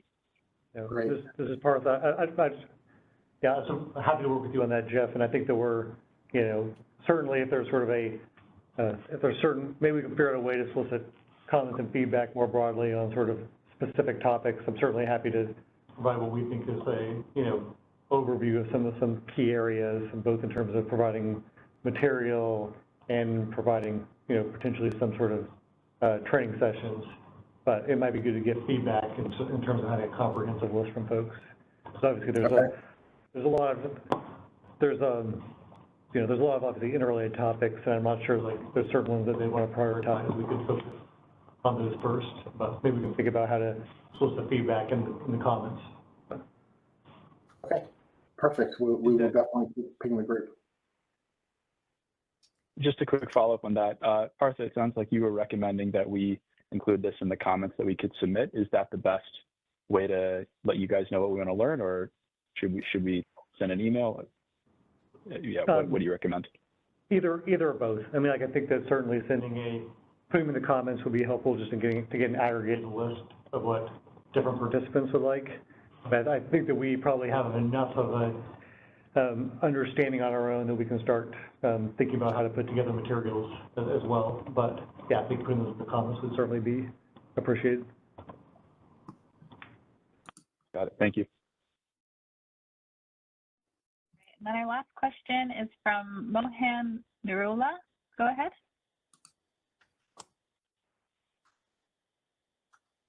Hi, Mohan. Hi, can you hear me? Yes, I can hear you. Okay, all right. So I have 2 questions that I wanted to raise earlier, but I think one I sent on the chat box. That is about the RA portfolio evaluation. Today we can see 7-day ahead RA capacity trend on ISO website. Is that the information that ISO is wanting to look forward, even let's say 2 months ahead, or maybe a couple of months ahead of time? Or I just wanted to know specific details about what information ISO is looking at for the RA portfolio evaluation. That is one thing. And second question I have is with regard to Flex RA, whether the Flex RA program is working or not. I think it is ISO's capability to determine that. I don't think LSCs would be able to do that. So is there a plan on doing that? So these are the two questions I had. Thank you. I'll speak to the Flex RA. I'll turn to Abdul on your first question. I think on the Flex RA, I think that we're currently working with our Flex team internally in terms of trying to answer. I think there's kind of if I were to frame the questions on Flex RA, it seems like there's kind of, we've heard are probably twofold. One is like, do we need to continue to have a Flex RA program? Is it necessary given the changing resource mix and the changing regulatory structures? And there's a second question of like, do the rules need to be, if the answer is potentially yes, do the rules need to be enhanced to be more effective given sort of any operational concerns that we've seen and or sort of the changing resource mix and structures? And so I think that those are sort of ones that I think that our Flex team is sort of looking at. How do we have an informed conversation with data around those topics? And if there's more to it, I think that including that in your comments in terms of specifically what would be helpful in terms of if those are the wrong two questions or if there's additional sort of context you could provide, I think that'd be helpful on our, but I think that's one that we're certainly expecting to have discussion on as a part of the working group structure. And Abdul, do you want to talk about that first one? Yeah, sure. Yeah. Hi, Mohan. Yeah, for the first question, the RA trends on KISO.com, yes, they are a good, I think they're a good example of what we're hoping to achieve with a portfolio assessment. However, they have their own limitations. So what we have today on the KISO.com is limited to the data we have and to the rules we follow. It's limited to the timeline we can achieve this by, which is what we're doing is 7 days, essentially. It's a 7-day rolling window. That's looking at the KISO's forecast. It's looking at the latest outages. And it's attempting also to look at the forecasted VERS capability instead of a static RA number. The portfolio assessment would probably, I think the hope, it's open discussion here. We want to hear your feedback on what you think it should be. But it's probably something like that, a little bit more comprehensive, that would probably include the storage capability. What you see in the Outlook, KISO, the RA Outlook, it's a static, it's a static number across the day for the storage, for example. Hopefully in a portfolio assessment style, it would be a better kind of assessment of the capability of charging and discharging, of the capability of the fleet, the total energy across the hours. It's probably something that we do ahead of time instead of just 7 days in advance. Maybe we do it a month in advance after we finalize the showings. So there's more into it. But in short, yes, I think it's a good, looking at that RA Outlook, it's a good way to kind of get into the understanding of what the KISO is trying to achieve, which is a 24-hour assessment of the RA fleet compared to a 24-hour need. Again, this is just part of our problem statements. However, all open for discussion. Should we do that? Should we not? How to do it? What kind of assumptions should we make? It's all open for discussion, and we would love to hear from you. As a follow-up on that, can I suppose a spreadsheet that what is required under RA portfolio? That is what would be beneficial for ISO. That would be probably a good reference for us to provide comments and refer to. Yeah, I think, Mohan, even that's open for discussion. What should the portfolio assessment try to achieve? What are the goals of it? It's also open. Everything is on the table here. I think everything we're discussing today is on the table for discussion, and we want to hear from you guys. We didn't get into the details. I think last RA enhancements discussions, I think we got into more of the details of portfolio assessment. But I think today we're kind of rewinding back and starting back with the principles and opening everything for discussions with the stakeholders. So any feedback you have, we're going to take it. And then as this working group goes through, and then after that, when we launch the policy initiative, that's when we're probably going to present more details of what assumptions and targets this assessment would do based on your feedback. So at this stage, I think it's still high level. We're open for any ideas or suggestions. Okay, thank you very much. Thanks. Thank you. All right, that's all we have for questions at this time. Great. Well, thank you to everyone who articulated some questions or comments and stimulated some discussion. I appreciate it. And I do, like I said earlier on, I do think that the success of this group will depend on the level of participation. So it's been great today for sure. So let's move on to the next slide. So so there's actually not too much to discuss on this slide. This was really more of a slide for an opportunity to discuss how we're going to move forward. So we do have, so a lot of issues were brought up today that are important to members of the working group, and so we will compile those. And I'll talk about a poll for sort of logistics in just a minute, but I would like folks to consider in the spirit of trying to move the ball forward to the extent that there are some dominant issues that have been brought up, and by that I mean the frequency that they were brought up. I would like to ask, and I would appreciate it if you could include these in the comments in the poll that come out. Is it all right if we tee up perhaps the first, the first, second, and maybe the third most frequently brought up issue as specific issues that we'll discuss in the next meeting? I know we haven't talked about when the next meeting will be, but that's next on the agenda at this slide.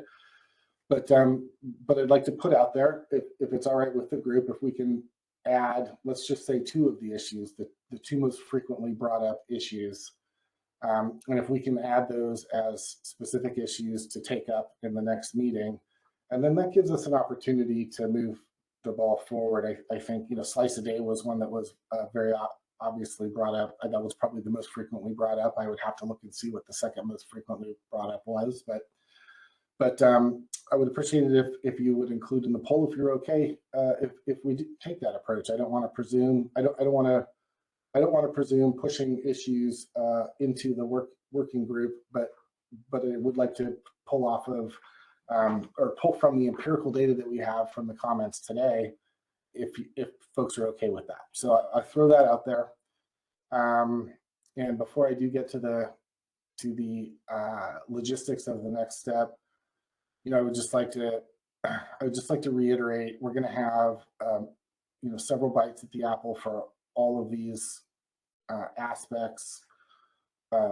Priorities, goals, how do we define success, and obviously the big work product, once prioritized issues, is going to be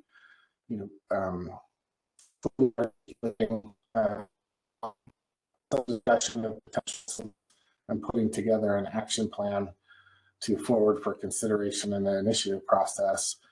So participation is great. Clarity, we'll be focusing on clarity we're trying to land on clarity in our discussions on individual issues.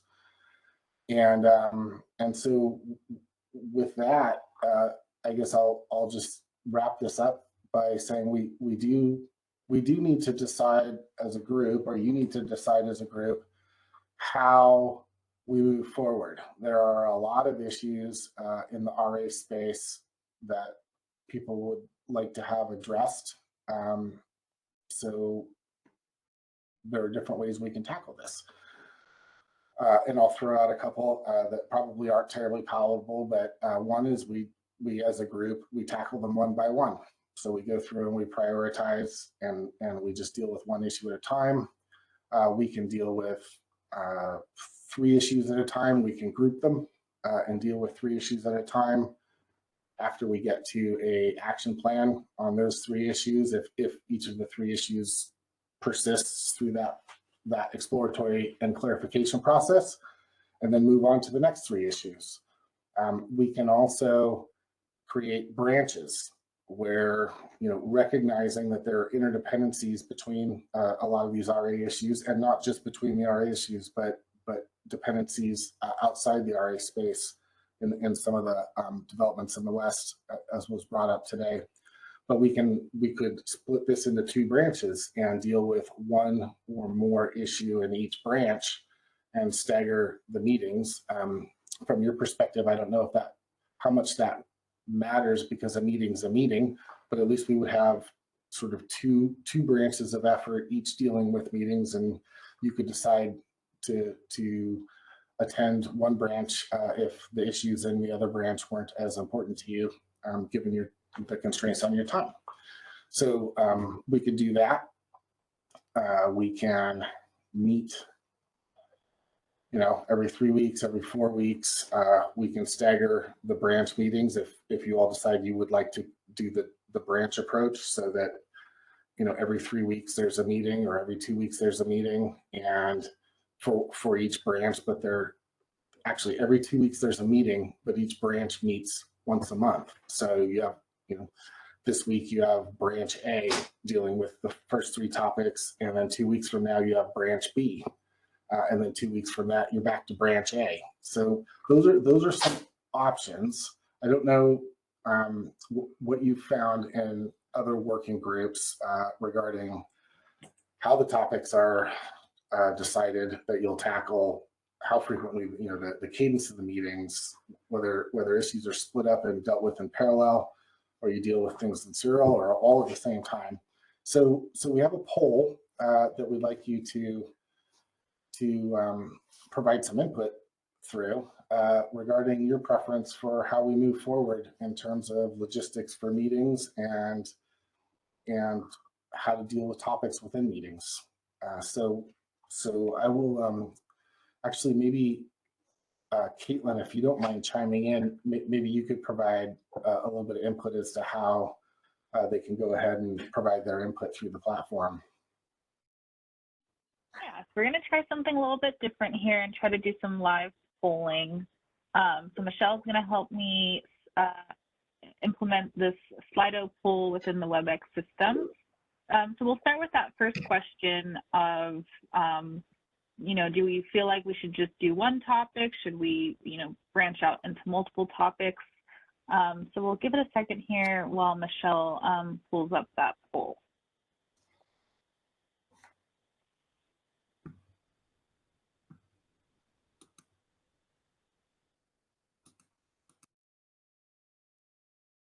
All right, and so on your WebEx platform, in the bottom right, there's 3 little dots. If you're not seeing the poll, it'll pull up kind of where you see the chat box for participants.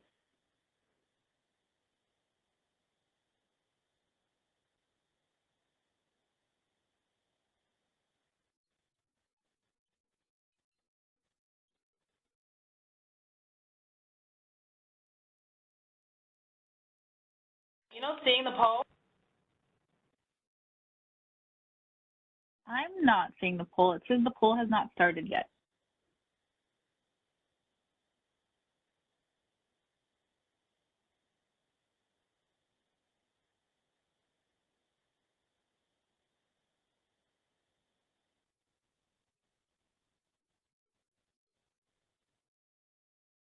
I'm not sure why it's not showing. Hold on a second. I don't know why it wouldn't be showing.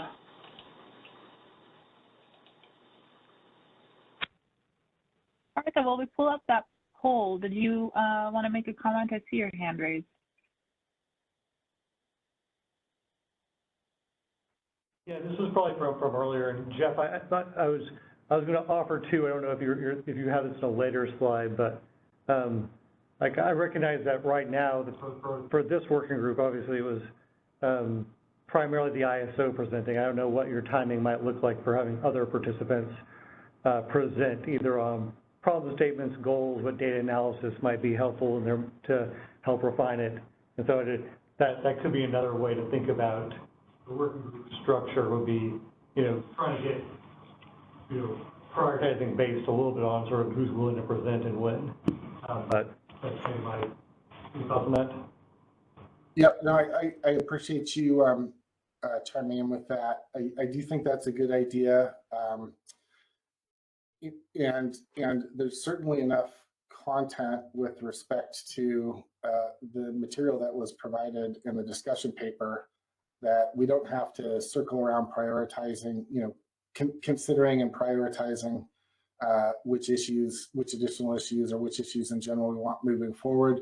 I think there's enough content in the paper that we can probably have some presentations from participants on what's in there, or on a different topic that they'd like to have considered in the group. So, in the announcement for the working group meeting, my email address was included in that announcement, and we can send it out to participants again.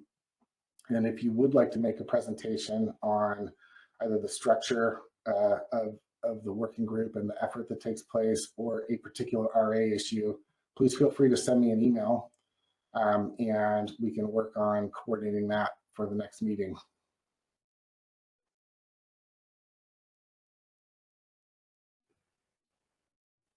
All right, guys, I am not sure why Slido is not opening, so I'm trying to get it to open.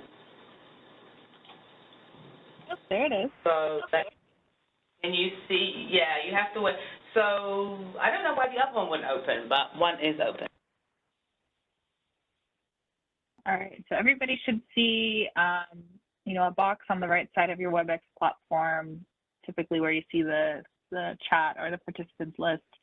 And you'll see a poll from Slido just asking if you think we should, go through with one branch or two branches and split it up. So if you can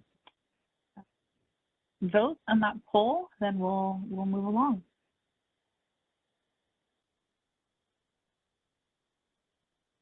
Just let me know when you want me to close it out, and I'll try and open the other one again, and then I can share the results if you would like. I see about 30 people have responded. If you're not seeing the poll, you might need to go to the bottom right of your screen and just open up the window. It's unfortunately it's not going to be part of the window that says polling. It'll be part of the window that says Slido. Yeah, so ladies and gentlemen, it should be like next to the chat box. Actually, I can see it on my screen. It does say Slido. Otherwise, yeah, you should be able to click on a button that says Slido or try the three dots next to the word chat. But I understand some folks have had problems in the past with Slido opening, but it should be open. You should be able to see it.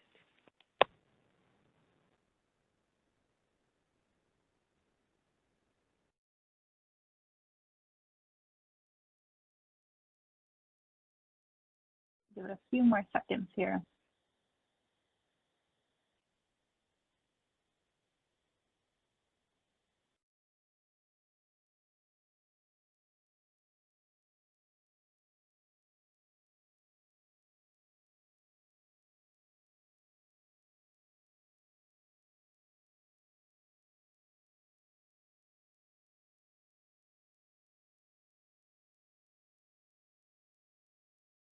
All right. So we have about 43 responses, and it's about split, but about 53% of you are recommending we keep this in kind of a single branch model. Of course, there's opportunity to include this in your comments, but I think this polling is helping.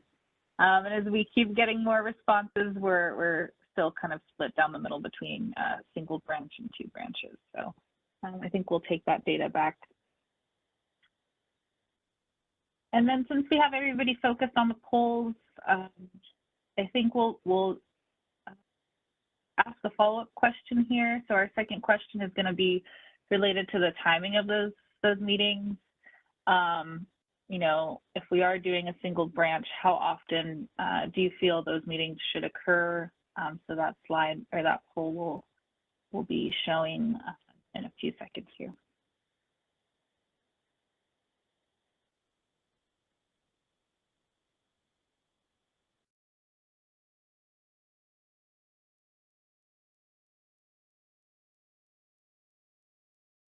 So I'm hopeful that you can see this second poll. Yeah, so we have some options there, 2 weeks, 3 weeks, 4 weeks. And again, this is just to help guide us as we plan, and there will be opportunity for you to kind of solidify this in your comments as well.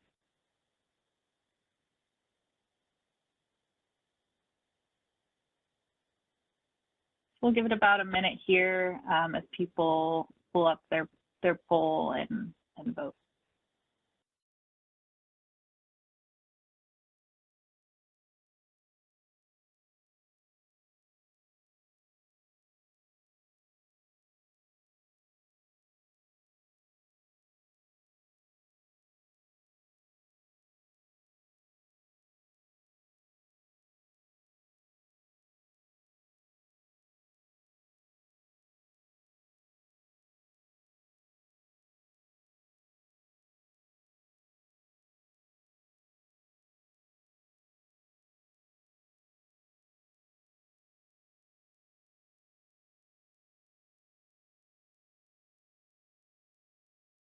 All right, well, I think we got a good handful of votes in. About 47 of you have responded so far.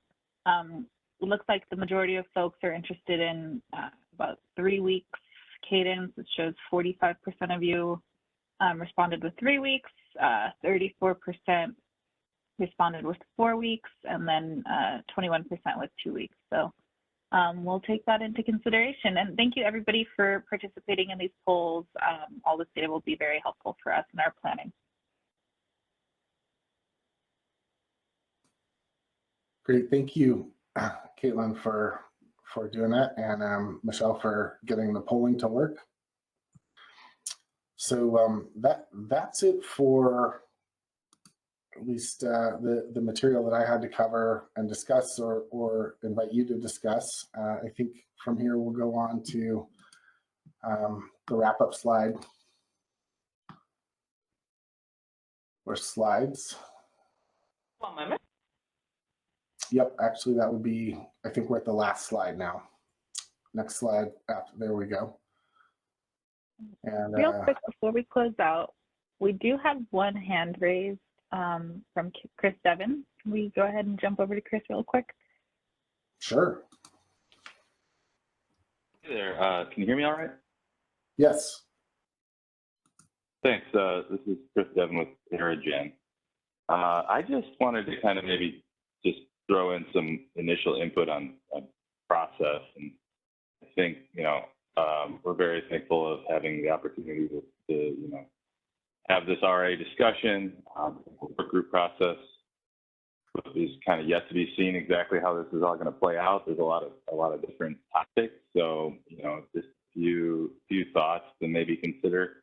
A lot of these topics are very interrelated and have points on each other.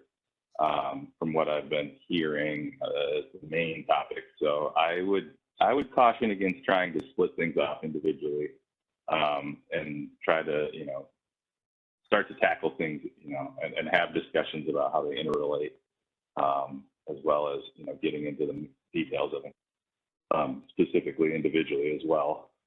But as far as kind of just the overall process goes, I would also just put a plug in here to encourage CAISO to consider, providing a little bit more details around the longer term schedule here and what the plans are. I know it's still in the process, but I would appreciate getting a little bit more clarity around how long this might take as far as the initial work group process goes, and what your vision is, and obviously realizing that things can change and take longer, wrap up sooner. But as far as we get into when we get into the actual straw proposal phase, when CAISO starts to make some, actual proposals, I think there's a need to maybe keep open this idea of having these work groups. So I just wanted to try to advocate for that now and say, some of these topics are very divisive and very detailed and in-depth. So I think we should, consider having, after the straw proposal phase, to continue a work group process. And I think similar to some of the things that have been done and energy storage enhancements and they had market enhancements efforts. There was some one-off work groups at times, but I think it would be very productive to consider having some work group sessions between the CAISO putting out their proposals. So it's just something to think about as a suggestion, but I think that would facilitate more open discussion and getting better input as opposed to having everyone keep churning on formal proposals and formal stakeholder written comments every single iteration as we get into more of the actual proposals themselves. So I just wanted to share that now. I know this is early in the stage, but or in the early stages of this process. So just thought I would take the opportunity to give a little bit of input here on that process-wise. So thanks for that. Great, I appreciate it, Chris. Thank you.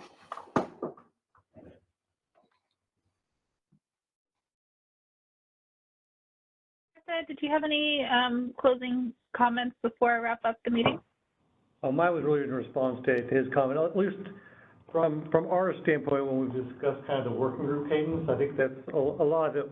I think that we're looking for yourselves and Jeff's guidance on it. But I think part of the way we were thinking about it was that there might be iterative processes where certain issues might be sort of carved out quicker for other actions to be taken. So it might not be, in effect, it might not be like a wrapping up of the working group process and then starting on one large initiative.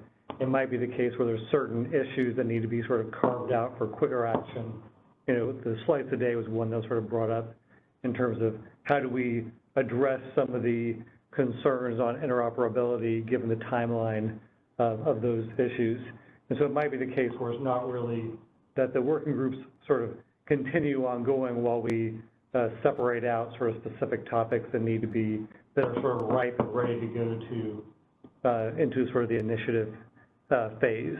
And I think they'll have the sort of the same principles within the initiative phase where we'll still be looking for a lot of stakeholder participation, making sure that we're sort of developing positions with sort of in line with the same principles of the working groups, but it wouldn't necessarily be just we're going to come to the end of this initiative and then we're going to start one large initiative here. So, but yeah, looking for the working groups to help scope that out as well.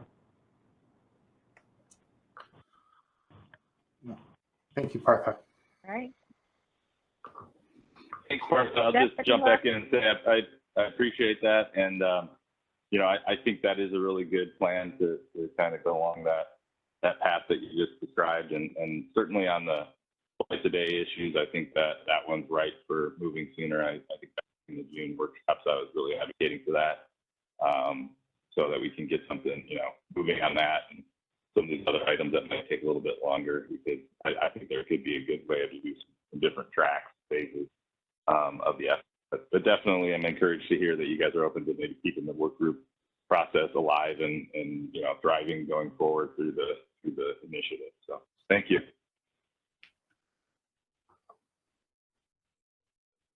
All right. Jeff, any last comments or remarks before I close out the meeting? Nope, I said those 2 slides ago, so I'm good to go. Thank you. All right, great. Well, looks like my camera's frozen. Well, thanks again, everybody, for joining us today, and thank you, Jess, for helping facilitate today's meeting, and Partha, Aditya, Abdul, thank you for all of your input today. So for next steps, we are still determining the meeting date for the next working group meeting. We hope to provide an update, soon. You'll see that date posted on the initiative webpage. And there will also be a notice in the daily briefing once we decide on that date. There's also been some questions about if these meetings will be virtual or in person. We will provide updates again also through a notice in the daily briefing. And then if you can please submit written comments on the discussion paper and some of today's discussion by end of day October 20th. The comment template will be live hopefully by tomorrow morning. And you can find the comment template on the initiative webpage as well. And then again, please reach out to Jeff if you'd like to present on a topic, how the topic relates to your proposed problem statement, and he will help get you set up to present at a later working group meeting. So again, thank you everybody for your time today, and have a great rest of your day.